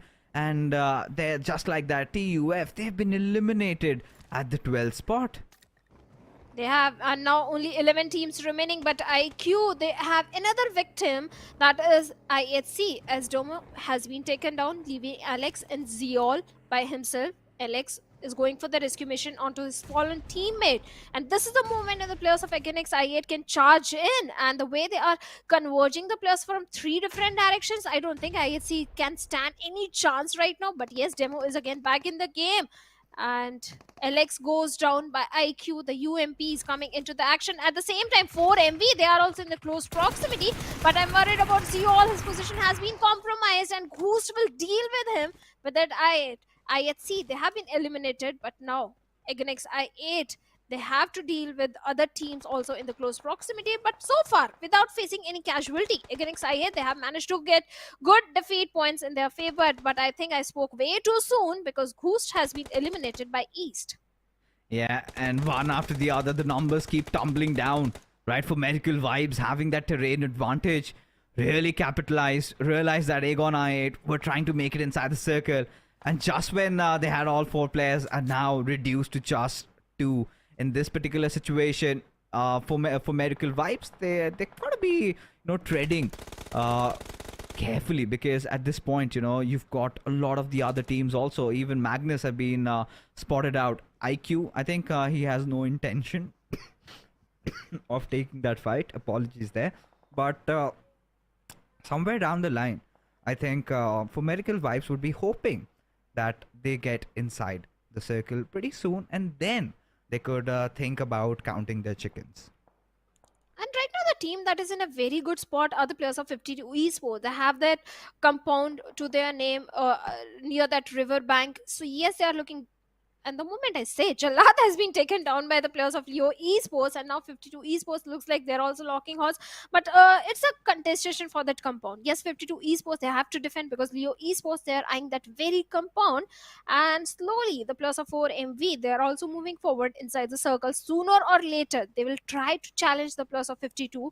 So now, 52, they have to defend the compound if they want a chicken dinner for themselves. And looks like Doc knows exactly where Hassan is, trying to pepper few bullets, trying to close in the distance. At the same time, the teams who are coming from the northern side are the players of 7th Element and T2K. So there is a very high probability that on the northern front of the circle, we can see a fight brewing up. Yeah, I mean, the circle has taken a really, drastic shift. Not the kind of a circle that we are privy to on multiple occasions, but this is what it is, right? 52 Esports are in a really good spot over here, and Aegon i8's IQ, the final surviving member of his team, has dished out some massive amount of damage to the players of SKYLIGHTZ Gaming. And Nima seems to have a little bit of cover to work with, but valiant effort from IQ. But that's all that Aegon i8, they're gonna get 5 elim points out of this game, as suddenly we see that battle between 7th Element and T2K finally coming through. Suyog kind of hiding around the smoke, just trying to play it around, as Divine decides to charge in, as Tokusaurus and his teammate have been dealt with from the backlines, as just like that, 7th Element, they've been wiped in thin air. Well, they have. And T2K, all kudos to them, 3 defeat points in their favor. But now, T2K, they have to move inside the circle, where the players of Leo Esports might be waiting for them. On the other side, SKYLIGHTZ Gaming also fixes. They're going for a very late rotation, and they're bearing the brunt of the blue, where one player has been taken down. And let's hope SKYLIGHTZ Gaming, they make it to the safety of the circle. If not, they won't be getting too many points in the map of Sanhok right now. But yes, T2K, they have the entire northern control in the favor. DRS, they're also trying to come from the western front. On the bridge, we have the players of Highvoltage. But 52, everyone is eyeing that very compound. So it's very important for 52 to defend it. But for now, Cloud has been taken down by Chotu over there. And Malik, there is no chance that he can go for the rescue mission right now onto him. But DRS Delta can definitely steal that elimination point, and he was trying to do so, but no, Chotu was quick to pull that trigger and gets the confirmation. Now Highvoltage, they have been left with only 2 players remaining, that too inside the water. I really like how they've positioned Chotu, right? Because at the point, at this pretty much this area, he's got so much vision going on for him, right? He can cut out the flanks, and that is exactly what he's been trying to do so far. Because 52 Esports, the other players are kind of holding on to the compound. Hassan is holding the other flank. So 52 Esports, I think they've checked all corners, right? They're doing everything right. All they've got to do and ensure is try and keep their players alive. They cannot afford to even have a single one of them getting knocked out, because this is a risky strat, but it pays massively. But DRS, there you go. One after the other, the numbers are falling down. 52 Esports are racking up a lot of those elim points. In fact, for Choto, it's 4 on the board already. Now, Killer Whitey, he's struggling a little bit to try and get inside the blue. But for now, T2K also have a good spot along with Team Leo. Now, if the circle takes that shift towards the northern side, it has Team T2K written all over it.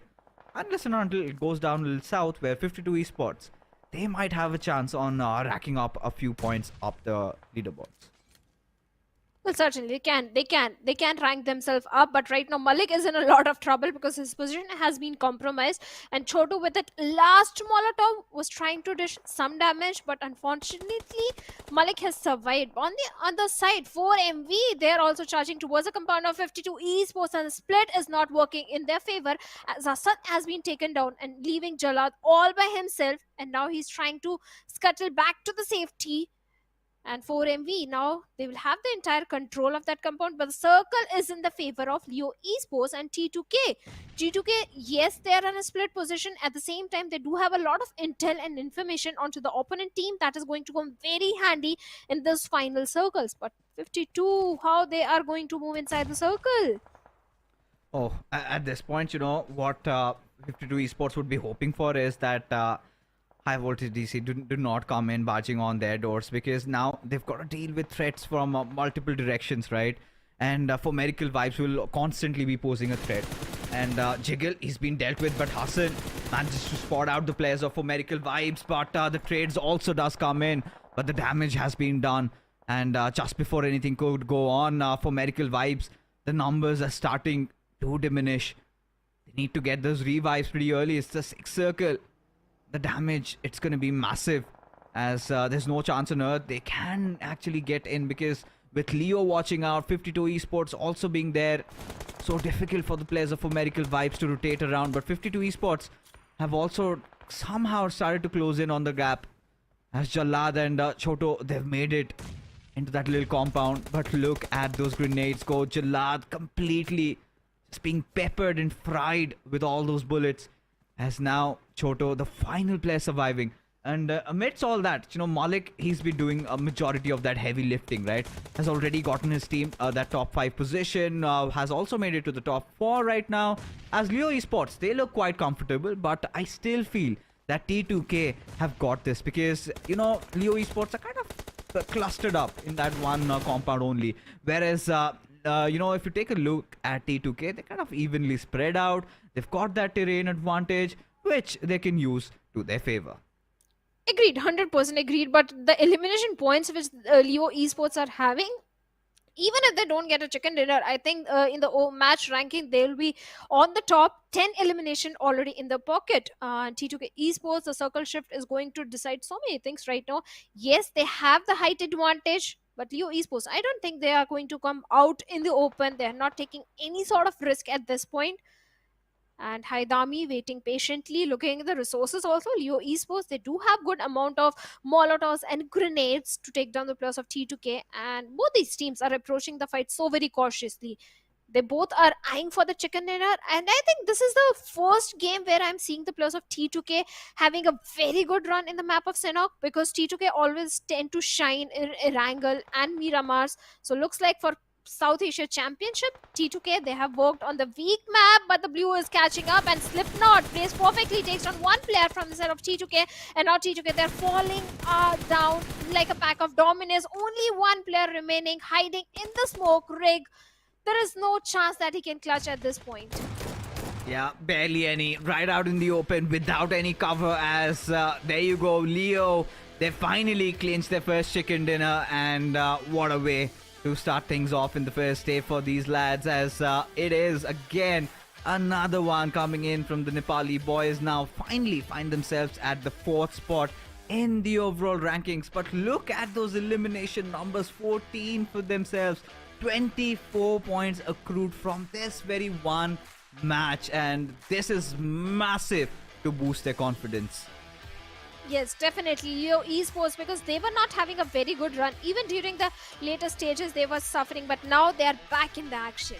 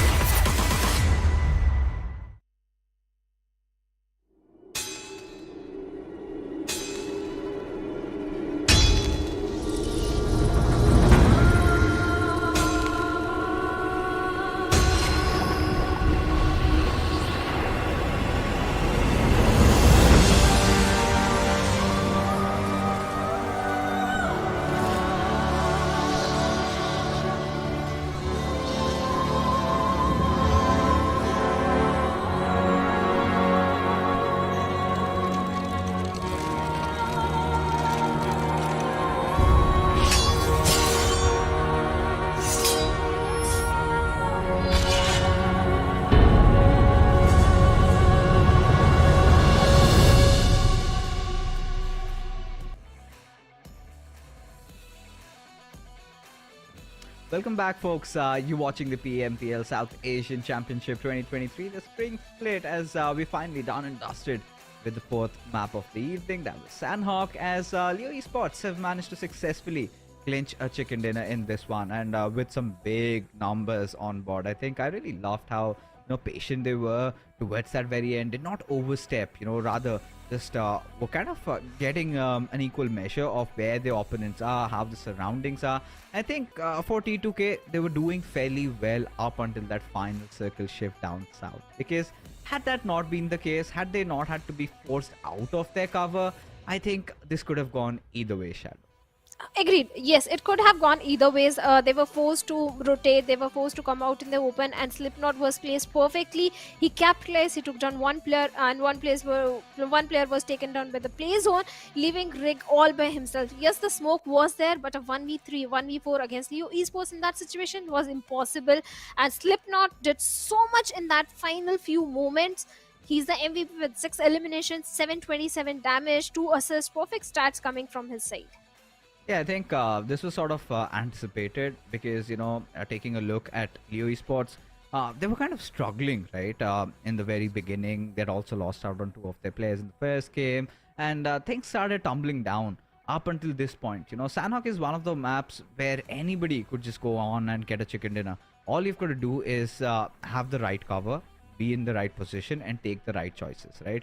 You just cannot fire bullets just like that. It has to involve a purpose. And Leo Esports, what they did right was first block off for Miracle Vibes, then also did not let 52 Esports come in. And when they knew that they just have to deal with T2K, they were fairly ready for that as well. As we take a look at the top players in the lobby this time around, Slipknot, East, IQ, Choto, and Liquid. Some usual suspects there, with Choto finally making his way in. So 52 Esports, Choto, I think the way he was holding on to that western flank for their team was really nice. And yeah, at this point, 52 Esports really have to kind of discuss their luck in that situation, because had the circle shifted in on them, then I think this chicken dinner could have also been there.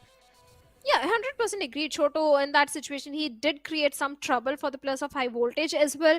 He was placed perfectly, but even the players of 52 Esports had some issues because of 4MV marching towards them. And thankfully, the circle shifted away, and 4MV, they prioritized the rotation at that point. But yes, 52 Esports, they have also started stepping up in this particular Sanhok game. Talking about the match summary, Slipknot having the highest elimination, the highest damage was by East of 4MV. 4MV, they were trying to come from the southern side. They were engaging in so many fights. Yes, the highest damage is there, but at the same time, they were also taken out pretty early. So the chicken dinner is still far away from the players of 4MV. Haidami having the highest assist, and Nima having the highest healing stun, because SKYLIGHTZ Gaming, they were playing a very safe gameplay. They were going for those late rotation, bearing the brunt of the blue. That's why such a high number. Yeah, and coming back to the match rankings, right? Leo Esports much needed 24 points, and you could see how the scales are being tipped, right? And suddenly 24 points in a good position, get that chicken dinner for Miracle Vibes. I think their aggression has been the key pretty much, and been pretty opportunistic, getting a lot of eliminations in the game. 13 points for them also. T2K also with that 12. Aegon I8 have been a little consistent, right? Kudos to IQ to hold on for so long. But Stalwart, despite having such a nice start, they eliminated 3x. They went down and finished off Regicide, but it felt like it was too much on their plate to handle. As we do have the overall rankings, Highvoltage DC still at the very top spot with 41 points. We've got DRS Gaming with 38. Aegon I8, well, they have now come down to that third spot. And Leo Esports, look at that massive 15 position points jump. I don't think I've seen that previously happening. But yes, this is it. This is how competitive the SS Championship has become. It's just day number 1. Day number 1, the overall ranking are so volatile that just by having a one very aggressive and good gameplay, you can rank yourself very high in the overall ranking. But it's very difficult to do the same thing on the last day. So yes, Leo Esports, they have started stepping up on the correct day. On the other side, talking about SKYLIGHTZ Gaming, this time they have stepped up by getting good points for themselves. But still, this is not the position where we want to see the players of SKYLIGHTZ Gaming. Only 10 points to their name. So yes, SKYLIGHTZ also need to find that one good game for themselves, and so do the players of Magnus Esports, again on the 17th spot with just 8 points to their name. Yeah, I think, considering how things are going on, anything and everything is possible over here, even for the likes of NB, Illuminate, because NB Esports, I mean, considering how they were playing in the SA finals, it's kind of surprising to see them in that spot. Maybe they will take their sweet time to settle in. There's still a lot of games to go, but right now, folks, we're down to our last game of the evening, and it feels like, time is just passed by. Right now in this one, we will have teams from Group A sitting this one out. So no more Stalwart Esports, no more Leo Esports, no more Highvoltage, and no more of Team TUF, as NB Esports, Illuminate Crew, Raw Esports, and Quantum Rage, they make their way back in. So now, considering how Erangel has been and how this entire day has been, has kind of felt like purely a Nepali domination, barring just that first game. We've seen the other 3 teams from Nepal just taking it home. But this is where I think the debate arises, right? Can the Mongolians get one chicken dinner? What do you think, Shadow? They can. 4MV, they came so very close to it. So yes, we can see one Mongolian team getting the chicken dinner. But in the prediction, I am going with the Nepalese team again. T2K this time. T2K for you. So, alright. I mean, T2K can do it. They've been showing those signs. But I think I'd want to stick with someone from Mongolia. I think this could be IHC. Let's go with IHC because I feel this is coming, and they've been showing those signs. All they've got to do is just keep their players alive till the top 4, at least till then. Don't try not to engage in those early fights. Try to stay out of danger. Try to stay somewhere in a good spot. And when the time's right, just go knocking at the doors of your enemies and do what they've been doing the best. So we've made our predictions. I don't know. I've got one right already. And a chance for you guys also to make your predictions and let us know who do you think is going to win this one, the final game of the evening. As this night, in fact, the SA region initially, when we had a lot of the other countries, including us also, it was quite different, right? The scene was quite pretty different. We had different teams, different names, and then suddenly you see that the Mongolians come in and they strike terror in the hearts of their enemies. So everybody was just petrified, terrified of the Mongolians. And then that is where we saw the Nepalis really come in and put forth with the fight. I think SKYLIGHTZ Gaming, a lot of those teams, even Abrupt Slayers, Highvoltage, all the old names, right? T2K, they had such an important role to kind of establish that base. And then we kind of saw the Mongolians, the terror was kind of getting reduced a little bit. Then we still had, the top tier teams from that region. We had the likes of Zeus, who are now IHC. Now we've had Stalwart for quite some time. We had Seal. They've also changed. A lot of teams have, gone to different there have been a lot of roster shuffles, but I think Stalwart is one of those teams that has recently made a few changes and the right changes also with getting Mirzed in. I mean, what a beautiful addition that lad has been to the roster, especially, when he's come in, when you kind of have to fill in the shoes of the likes of Pika. So that is where the question did arise. Is he ready for it? But seems like how he had played such an important role in their victory in the previous PMPL SA, when we kind of felt like maybe this season is not Stalwart, but they again just everybody out there. But yes, enough talk, because it's time to get back in the action and figure for ourselves which team is going to take this one home. Anyone can. It's just day number 1. Yes, the first Erangel was something unexpected. So many drop collisions were happening, but now teams are more prepared. They are aware of the rotations that might come in. They're avoiding those early drop collisions, those early fights, especially from the second game of the Miramar. That was a slow Miramar, but the Sanhok was a pretty aggressive one. It was a fast one. And let's see where the flight path is going to take us this time, because that is going to decide so many things. Last time we did saw Magnus in a very tricky spot where Magnus was trying to take one player from the vehicle run over during the initial stage of the game. But this time we have the flight path going from the side of Primorsk towards Lipovka. That means all the major cities are easily glidable. But T2K, well, they have a long journey ahead. They have to resort to those vehicles. Oh yeah, they certainly have to. At this point, right, considering how the zone has really panned out, I really want to see where all these teams do tend to drop. Aegon I8, you can see they are kind of heading towards Georgie for medical vibes. Good old military base for them. For Raw, I think they're going to be settling down on the shores. But considering the fact that Novoripnoi is up for grabs, I'm kind of surprised none of those teams have really shown any intentions in trying to take that spot. Magnus, I think, pretty much happy with Pochinki. They kind of tend to drop over there. Look at Blade for a moment. Was that intentional for him dropping so late, aloof from his squad? But suddenly, Aegon IH, they've got their eyes lit up, because this is like their dream coming true, right? They decide that, yeah, we're going to go a little bit up north, but suddenly you see the zone forming around Quarry. And this is all they could have ever wanted, right? Now, look at that. Right from the very start of the game. And I must say, it's almost, I guess, 50 to 60% of the zone submerged in water.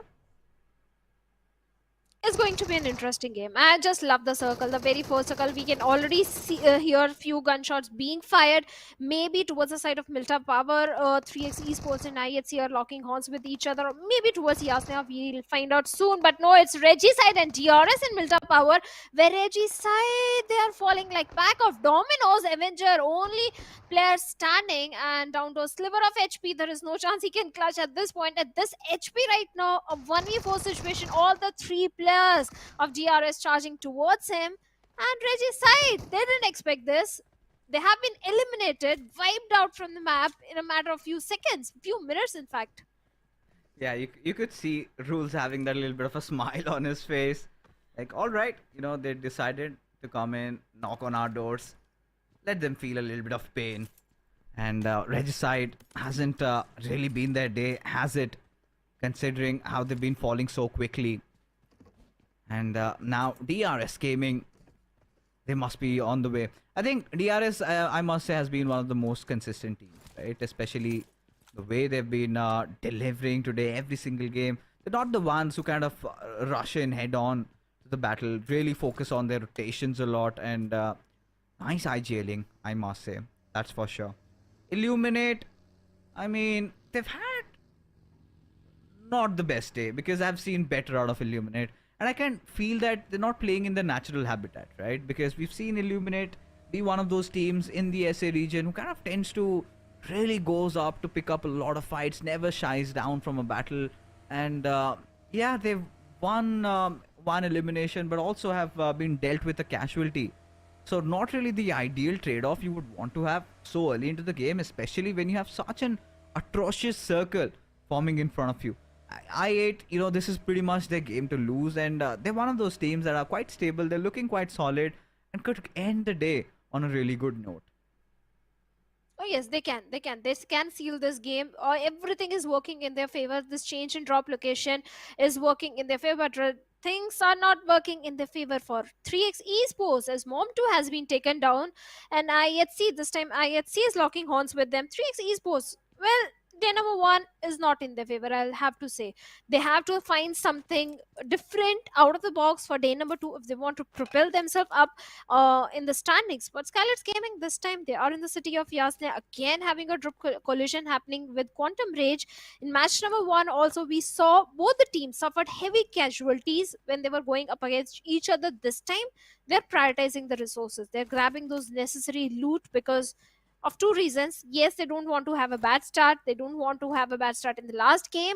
At the same time, the circle is also so far away, but IHC, they're going for this fight. They're hunting for the players of 3x Esports. Oh yeah, I mean at this point they might do the same, right? IHC, they always love doing that.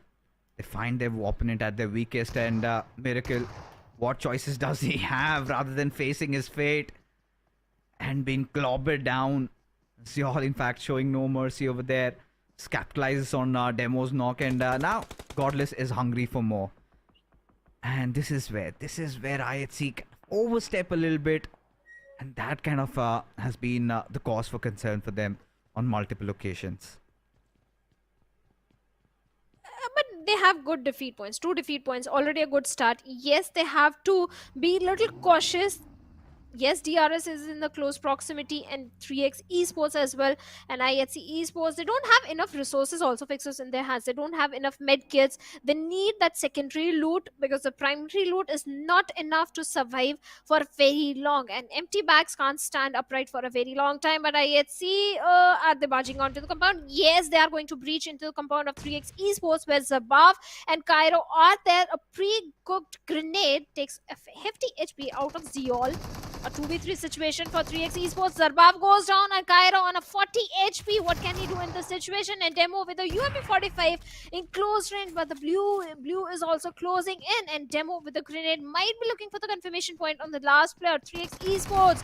They are in a very tricky spot, but Cairo is still fighting with that S12K, takes on Zeol over there, but Demo right in the nick of time, but not able to save his teammate, but take the revenge, and 3x Esports has been eliminated. 4 defeat points, but a very big casualty, that is Zeol. Yeah, this tends to happen with IHC, and this is not the first time that we've seen it. I don't know if it could have been avoided because Cairo pretty much knew his fate. He was about to be taken down. Might as well just secure a point off and cause a big hurdle as suddenly MABETEX come in, knocking on the doors of Raw. Officials over here claw in a whole world of trouble, just being surrounded from all the sides. But little he could do in that situation. Kese has been knocked out, but it's fine. He can get himself back up. Because right now, what MABETEX have done is rotated pretty early on. They did not want to take their chances. Decided that this is the right time. We might find some players of Raw, just scattered out a little bit. If they had done, I think they've done their homework, right? They realized that they kind of tend to stay aloof from each other in a very early game. And yeah, might as well capitalize on that and get that finish. Take over this compound, take over this territory, because we've also got a few other players coming in, right? Now, NB Esports, they're kind of hovering around just the quarry areas, on the jungle. So that's going to be interesting to see how they play around that. Yeta Uta, however, is playing around Primos. Now, Primos is suddenly one of the hot spots. Property rates definitely might have risen up over there because it's quite rare to see such a circle. But from the hunch that I'm getting, I think this is going a little north towards Quarry, right? Somewhere around where T2K are, or maybe a little towards that western side, maybe. Possibility. Yes, it might not go towards Primorsk, but it might go towards Ferry Pier. The circle has taken an eastern shift this time, where the players of 7th element are there. 4MV, they're also trying to cross that bridge and might be looking for some action. But I yet say this time they are going for a very late rotation. DRS also in the blue, and SKYLIGHTZ Gaming also in the blue. Even in the map of Sanhok, SKYLIGHTZ Gaming were going for a very late rotation. They are trying to capitalize on those placement points, not engage any kind of unnecessary fight. But the way the teams are trying to move inside the center of the circle, there is a possibility of having too many third parties, especially for the players of MABETEX Esports, NB Esports, even the players of NB Esports. They're not able to show a very aggressive performance, which they showcased in SA finals. So big things are expected from a team like NB Esports. But right now, MABETEX Esports, well, Valley has been taken down, and Raw official Kancha was looking for some more action, but now he's on the receiving end. And MABETEX Esports, at this distance, Raw officials, they can't do too much damage towards MABETEX. All right. And now, considering the position that we were in, Magnus need to get their players back alive. T2K having their own troubles. Jane has been knocked out. Sandesh going up for that revival, but Suyogs, attempt at trying to create that flank. It's been revealed. Now Magnus kind of have anticipated what's coming up for them. So accordingly, they will have to kind of reposition. And this is such a crucial battle, right? This is a battle for a really good spot inside the circle. And this is where Magnus, I think, they're taking the higher road. They're kind of retreating. They realize they might be out in the open. So it's better to keep the numbers than sort of engage in an open area where it just could not be T2K. It could be somebody else also chiming in and taking down on the numbers. But T2K still not 100% sure that Magnus have eloped. Still making all the corners checked from their side, and Rig in fact has figured it out. So for now, I mean, T2K in a good position. Did lose out on one of their players getting knocked out, but have managed to finally bring him back up. But I'm starting to wonder if Jane really has any first aids. Does he though? He can borrow. He can borrow from his teammate, I think, because he has not patched himself up. Rig is having enough to lend Jane one. But T2K, yes, they do have a good compound to their name, but Magnus Esports might try and challenge them. And look at that, Tanatan with that vehicle in such a close proximity to Gyante, and Gyante with that UMP shots is definitely giving away his position. But at the same time, the backline support is there for Tanatan. So Gyante, you are in a very tricky spot. You have to escape from this situation, regroup with your teammates, because Quantum Rage, they are on the other uphill area, and DRS, they are also in the close proximity. But SKYLIGHTZ Gaming and IHC, look at the position. They are so close to each other. There is a very potential chance that they will lock horns with each other. From the northern side, so many rotations are coming in. SKYLIGHTZ and IHC, Alex has been taken down. At the same time, Agent Mafia Ninja also down on the knees. This is a moment when the players of IHC can rush towards them, but right now their entire focus is towards Nima, giving enough time for the players to go for the rescue mission onto the fallen teammates. But Godless with the UMP45, and can he buy some time to go for the revival onto Alex, because suddenly the tables have turned and Godless is the only player remaining. Yeah, but he's doing the job and ensures that Nima has been wiped out, and No Fear also falls down. Suddenly the tips have turned, and right now AJ also gets picked off. Godless, he's a man showing no mercy, as now he's got that perfect avenue to try and force out that revive. Suddenly SKYLIGHTZ Gaming, after having such a massive advantage, have thrown it off the window. As the blue closes in, Alex needs to patch himself up really quickly as Godless decides to strike terror. AJ also getting back on his knees, needs to administer that first aid as those nades might get flung over, but no, that's not the case, as Mafia Ninja gets isolated from his teammates. But that is going to be enough for him as he just goes ratatatata with his AKM and manages to deal the killer blow, as SKYLIGHTZ Gaming have survived the inevitable, have somehow managed to deal with IHC.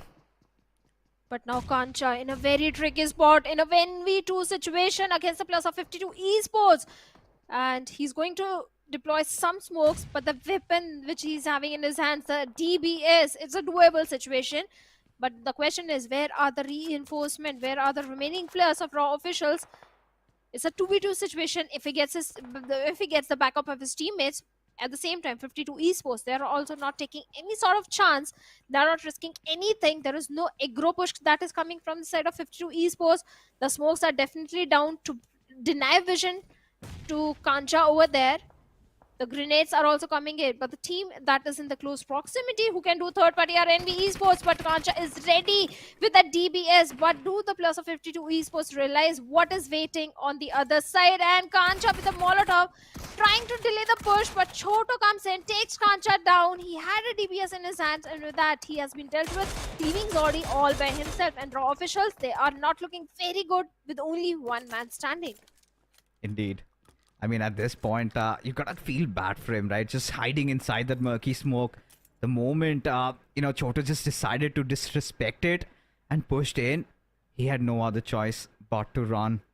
But that was not gonna happen, right? As we see the circle taking another shift a little towards the ferry pier. And a lot of these teams have already grouped up. Now, considering how I8 are positioned, I kind of really like their spot. But you've got so much of that traffic trying to come in from that western side. Everybody trying to migrate inside the zone in those final few moments.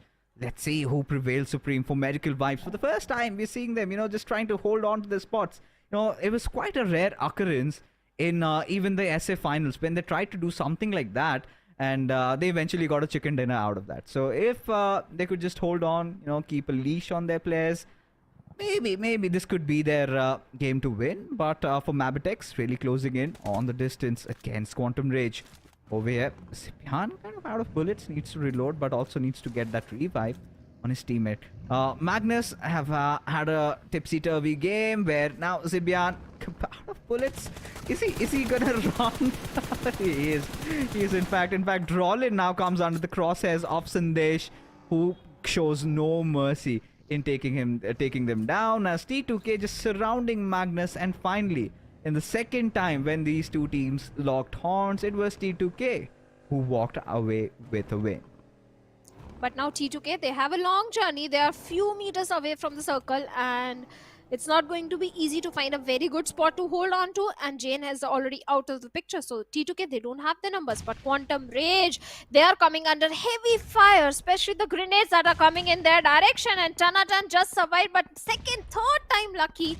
Valley finds a perfect connection, and Senior already out of the picture. Halsey on a sliver of HP. What can he do in this situation? There is no chance that Quantum Rage can survive this wrath of MABETEX Esports, the way the players are charging towards them. Yes, the soft cover is there, and MABETEX Esports, I wonder how many grenades do these lads have?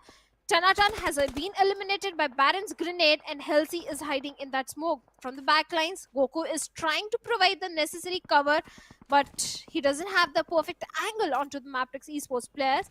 Yes, Halsey is still surviving, but for how long? On the other side of the map, we have the players of 4MB also locking horns with the Egonix I8, where Egonix I8, one player has been knocked down, but Goku has been dealt with by the players of T2K. This is a blessing in disguise for the players of MABETEX Esports, and Halsey wastes no time. He had the vehicle, and he tried to make a quick escape, but Valley with that M416, a perfect headshot coming in, and Quantum Rage with 0 points bids bye-bye. Yeah, T2K just being a spoil spot over there. I mean, Quantum Rage not really pretty happy with what happened, and yeah, they've been dealt with. But now MABETEX know of the threat that's looming around them. That is going to be in the form of Train to Kill, as they're slowly but surely closing in on the distance, as we have another fight for Medical Vibes taking on the players of Aegon I8. Asandesh, it's got a different angle, but suddenly MABETEX, were just deciding to retreat. But those bullets just coming through as Baron's vehicle explodes and takes him down along with that. But now, T2K, this is where they would be wanting to get into a little bit of a commanding position over here.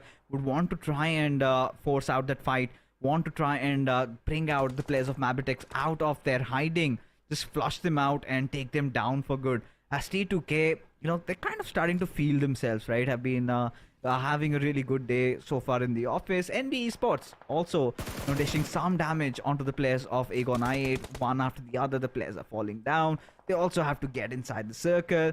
And MABETEX, a little bit of a relief for these players, because they've got some really nice zone to play around with, as NB Esports deciding to knock on the doors of Aegon I8 as the final player surviving will be IQ. But how long can he do that for his team as the numbers start fizzling out one after the other. The knock players are also getting finished off as Fistboy, Sek, everybody just trying to, just hound out our like piranhas in the ocean, trying to search for their prey. Circled him out as IQ just trying to cry and scream for help, but nobody there to listen to his woes and his screams. As now NB Esports decide to hit the final nail in the coffin with Akaza's grenade as it seals the deal for Aegon I8 as they bow out of the lobby.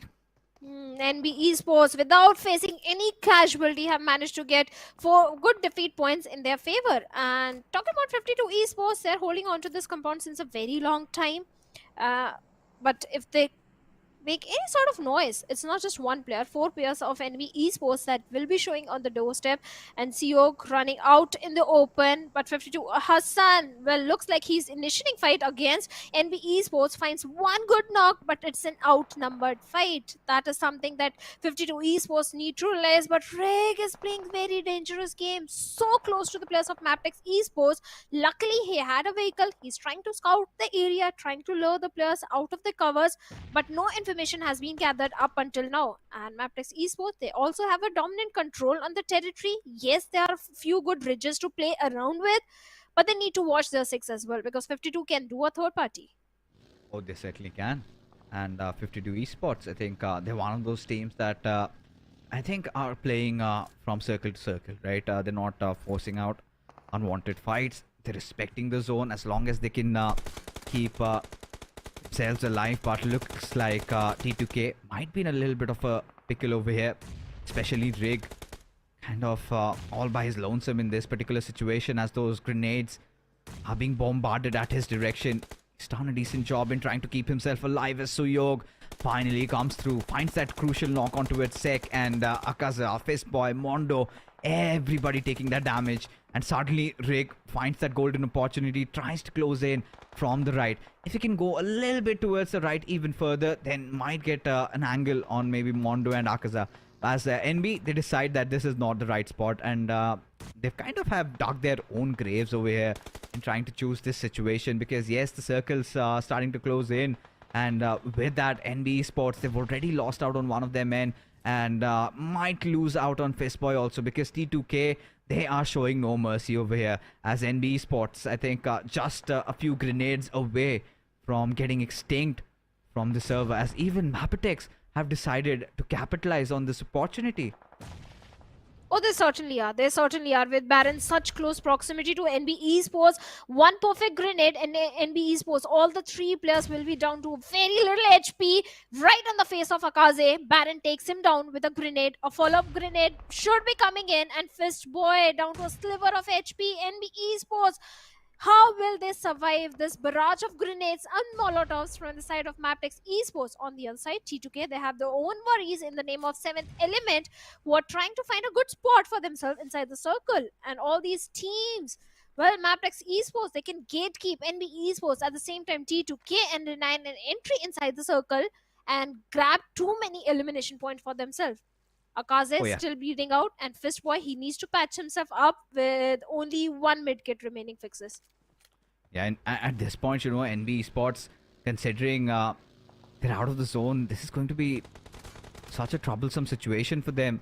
And I think Fistboy, what he's trying to do is try and draw some attention so that his teammate can get inside the blue, at least for Fistboy.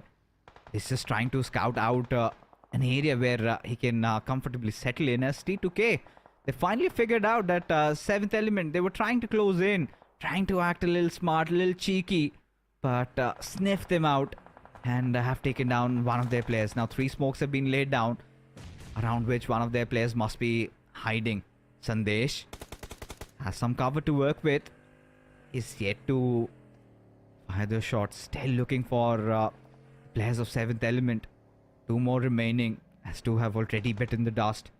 As now MABETEX kind of trying to gatekeep the zone over here, not really letting anybody come through. As for Medical Vibes, they're kind of holding on to their dear life. How often do you see, Shadow, that it's already 20 plus minutes up into the game, and for Medical Vibes haven't got a single eliminations on board? I think is the first time. It's the first time, but now they are initiating a fight against the players of SKYLIGHTZ Gaming. At the same time, T2K, they were not anticipating this, and they lost Rick and Jane in the process. So Sandesh is going to retaliate with a Molotov against the side of 7th Element. But from the back lines, MABETEX Esports comes in. Valley takes on Sandesh, but CO finds a perfect trade onto Valley over there. And now IA, they're peppering few bullets in the direction of 4MV. And 4MV, let's see. 2 defeat points already in their favor. 7th Element is still surviving as a 2-man army on the northern periphery of the circle. They need to be a bit cautious about MABETEX Esports. And MABETEX, they're controlling this entire circle fixes. The way they're grabbing those elimination points for themselves. Already 9 elimination and not a single casualty. So the synergy between the players is already on point. Yeah, I really love the decision making of MABETEX. Right? They realize that just getting eliminations is not gonna win you games, right? Of course, if you're a little bit patient, if you hold on to better spots, then you gonna get better outcomes, and that is exactly what they're doing at this given moment over here. As Illuminate finally finding the persona in right now. I mean, not the best of the games in terms of the elimination numbers, but if you've made it to the top 5, that is going to boost your morals, especially considering it's the final game for the night, and a good top 3 position might really help you in trying to propel yourself back in the top 5 in the overall standings. It seems like Woofis has managed to sense a threat, has spotted one of those players of 7th Element, but considering the spot that he is in, kind of a little bit exposed, right? If 7th Element take a little bit of a gander towards that left-hand side, I think Woofis is a dead man walking. I agree, but from the backlines, 4MV is coming. They are going to challenge this compound. If not challenge the compound, at least they're going to challenge the players of I8. And with MABETEX and 7th Element right in front of them, there is a chance of a multiple third party happening. And 52, sooner or later, they have to leave the safety of the compound because the circle is not in their favor. And from the looks of it, looks like this is the game for MABETEX Esports. This is their game to lose. The way they're having the complete northern control, and all these teams, they have to cross that little road area. They have to come out in the open, and Leo was placed perfectly to take Hassan over there down. And 50 Esports left with only one player. I8, will they be able to defend the compound?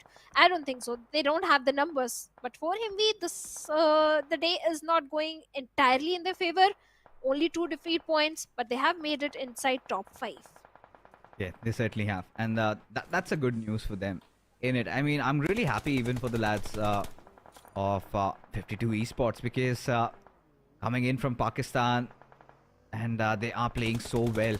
We've seen them do wonders even in the past, but there were a lot of roster changes, and seems like they're making things work out. But right now, under dire circumstances, and got pinced in from 2 different sides. From one area, you had 4 Medical Vibes and MABETEX also from the other side. And this is where 4 Medical Vibes have decided to kind of knock on the doors of Illuminate. Now, this is where, I'm kind of worried. How do they make it? They need to find that individual knock. But Woofis, in fact, decides to strike. And he strikes with 2 players being out of the equation. And just lobbing those grenades into smokes. I mean, Kobe definitely must be proud of him. East has been taken down, and Woofis gets entirety of 4MV out of the picture. Perfect grenade came from the side of Sky over there, and looks like IA, they're also challenging the players of MABETEX Esports. Oh, they indeed. Now it has come down to the final 3, right? We've got 7th Element, their best game so far, have made it to the top 3, and suddenly, alright, T24 is kind of knocked out. Woofis wanted to capitalize on that opportunity, but what he has just done right now is something going to haunt for Medical Vibes for the rest of the night. You don't see them picked off like that quite often, do you? As MABETEX finally decide to take over the match, as they are ever so close. Finally, a Mongolian team just a finish away from getting the chicken dinner. As Ashad, he's been spotted out in the open, and Leo dishes out that final blow. And in doing so, MABETEX, they have secured quite a valuable winner chicken dinner. Oh, they did. They did. Earlier, they used to get it in the map of Miramar, and finally, they are stepping up in Erangel as well. And now they are sitting on the top spot in the overall ranking with 24 points and 14 elimination. They were annihilating the entire lobby.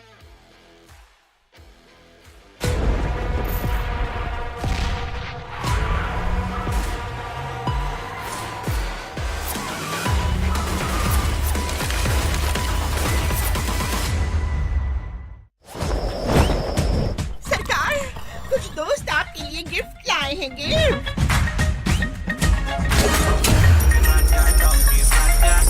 अरे वाह आजाद लग रही donkey राजा तो बस हमारा शाही लिबास PUBG mobile पे पहन लिया जाए। सिर्फ पबजी मोबाइल पर।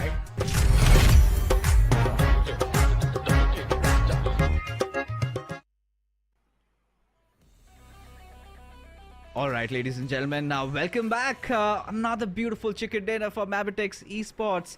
As now we've got, well, the Mongolians finally settling in, right? And, this is where now I was kind of feeling it, right? The Mongolians had to strike it.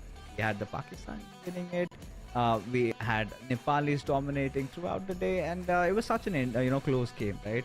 But by the virtue of the fact that MABETEX decided to choose such a nice spot, so much nice terrain control around them, so many bridges to play around, and they had it all covered, right? Were the opportunistic ones where they saw that the enemy could be posing a threat, they instantly terminated that. And as a result, towards the end, it was not a lot remaining because Woofis did the majority of the heavy lifting because took down the wolves that are out there, right? For medical vibes, just being blown into smithereens with all those grenades. I think that was job well done. Seventh Element, I think quite a nice survival game from their side. Made it to the top 2. Kudos to them. Yeah, Seventh Element, at least they're getting good placement points this time. On the other side, MABETEX Esports, I believe the moment they eliminated the entirety of Quantum Rage, they had a very good control on the northern front. The only threat that could have been was the player of T2K, and all thanks to Seventh Element, they did enough damage towards their side. So it was only one player remaining from T2K after eliminating him. Also, I think MABETEX Esports, there was no stopping to them, and Valley, kudos to him, the way he was able to bring those opening 7th elimination to his name. The damage that he was dishing out is 708 perfect stats, 3 assists, 5 knocks, and Valley has always been impressive. Even in the SF finals, he was always impressive. Yeah, I think quite an old player in the circuit, and Wally, we've seen him from a lot of the other teams. I think he's finally starting to come through, right? Because especially when you've got so many of those giants from Mongolia, it's quite difficult to always have your presence felt. But this time was not the case, as Wally just took over. 7 eliminations, 708 points of damage. As we take a look at the top players, where we've got again 3 players of MABETEX in the fray, and Choto again coming into the fray. So quite a young player from Pakistan, and I think for the first time I get to see him in the ESA Championship. And this man has certainly been impressing me. Oh yes, the way he was holding on to that bridge area, the cliff in the map of Sanhok. This time also he was guarding that compound for a very long time after eliminating, I believe it was Claw from the side of Raw officials. Yes, it was Claw. After eliminating him, had a good control over that barn houses of Ferry Pier. So yes, Godless also from the side of IHC. But Godless has always been the impressive one. This time 3 elimination, but a very high damage number. So IHC, yes, not too much survival time although, but still a good gameplay in terms of the elimination points which IHC accumulated from this one.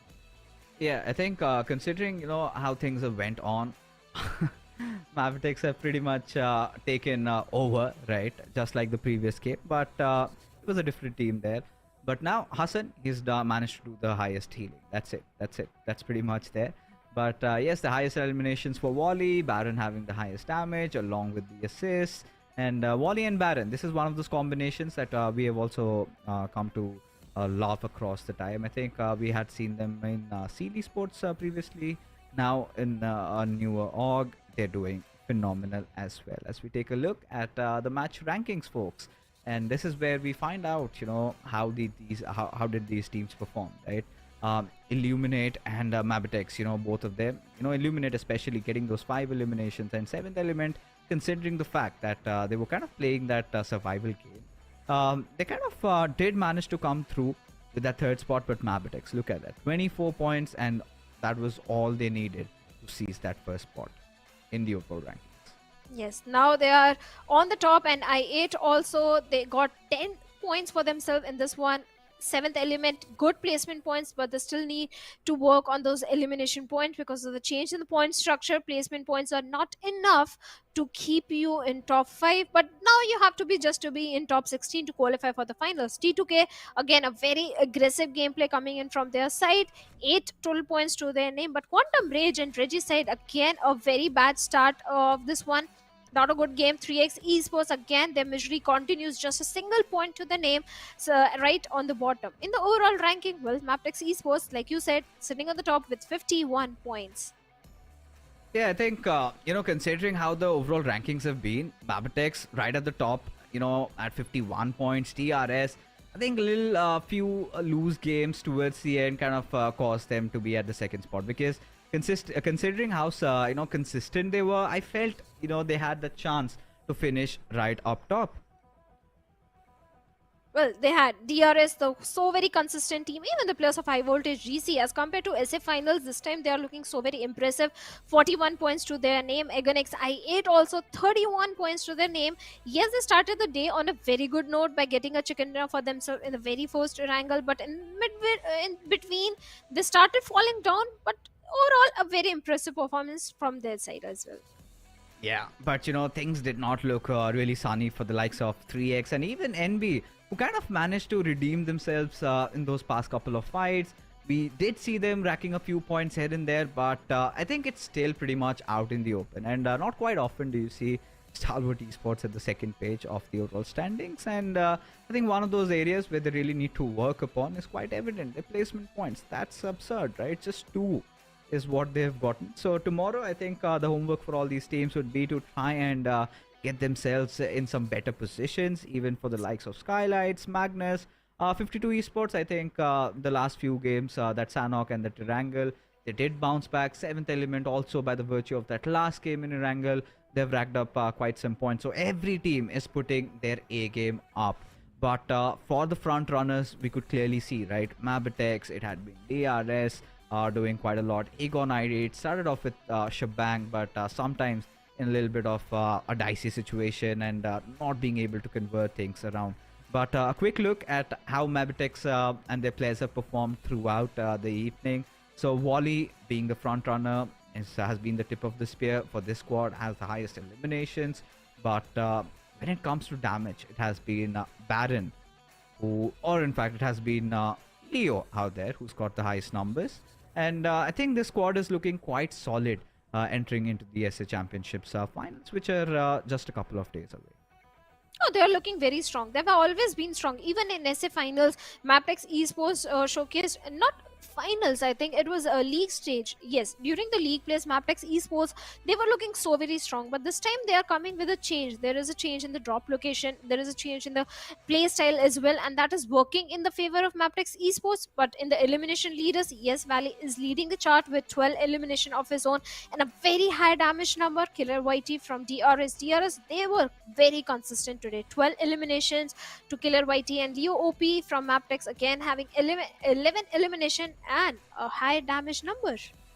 Yeah, I think DRS, the way they performed, coming in, getting that chicken dinner, Killer YT had such a pivotal role to play, right? And even for Leo, he's been there. Doc, despite the fact that for Miracle Vibes haven't been receiving a lot of success, still has kept there on the charts. But taking a quick look at the day summary, as it has clearly been a Nepali domination out here. Out of the 5 games we had, 3 were won by the Nepali teams, with DRS, Highvoltage DC and Leo Esports respectively getting their chicken dinners in the 2nd, 3rd and 4th game. And Igon I8, they had started off with a bang but could not keep it up. But MABETEX, I think they were somewhere around that 4th and 5th spot, and in that final game, that is where they exploded and played a really nice game and eventually ended the day with a victory. Well, they had a very good game in match number 3 as well. In second Erangel match 3, they came on the third spot. So MABETEX Esports, yes, they had a very good retake. It's not just the last game that they showcased a good performance. Every game they were grabbing either the elimination points or the placement points. So yes, they were impressive in the map of Miramar as well. The way they were engaging in so many fights with the players of IHC, high voltage. Yes, they were looking very impressive. The change in the drop location is definitely working in their favor, but for day number 2 they have to be prepared, because now all the teams, they have a little bit of the read about the change in drop location, change in the rotations, everything. Then now they are looking very comfortable. Yeah, I think this is something that we witness, especially when you have got a lot of flavors culminating together, right? When you've got the Pakistanis also making their way into the SA Championship, yeah, a lot of rotations are bound to change. And that is exactly what the teams have done, which was just a glimpse of what we have throughout, till the 14th of May. That is going to be the final day. But yeah, pretty much a nice start to the day. It was, again, like we said, the Nepalis coming in really strong. A lot of those favorites, in fact, the winners of the SAP PMPL Stalwart Esports kind of felt a little lagging behind. A little bit of a glitch in the matrix, I believe. Because I know from the players, because they have done the unthinkable during the SA finals. The final 2 days is something that is still reeling across my mind right now. And this is something that Stalwarts has done even in the past. And few other teams, you have really high expectations from, haven't really managed to step up yet. NB Esports, I think they're one of those teams that you would be really looking forward to, along with the likes of Magnus. So much to happen, but yes, this was just the final day, and with that we are done with all the games for the evening. Of course, Shadow and I, we're gonna be calling it a night. We're gonna be seeing you tomorrow. Till then, all of you guys, take care and have a good night.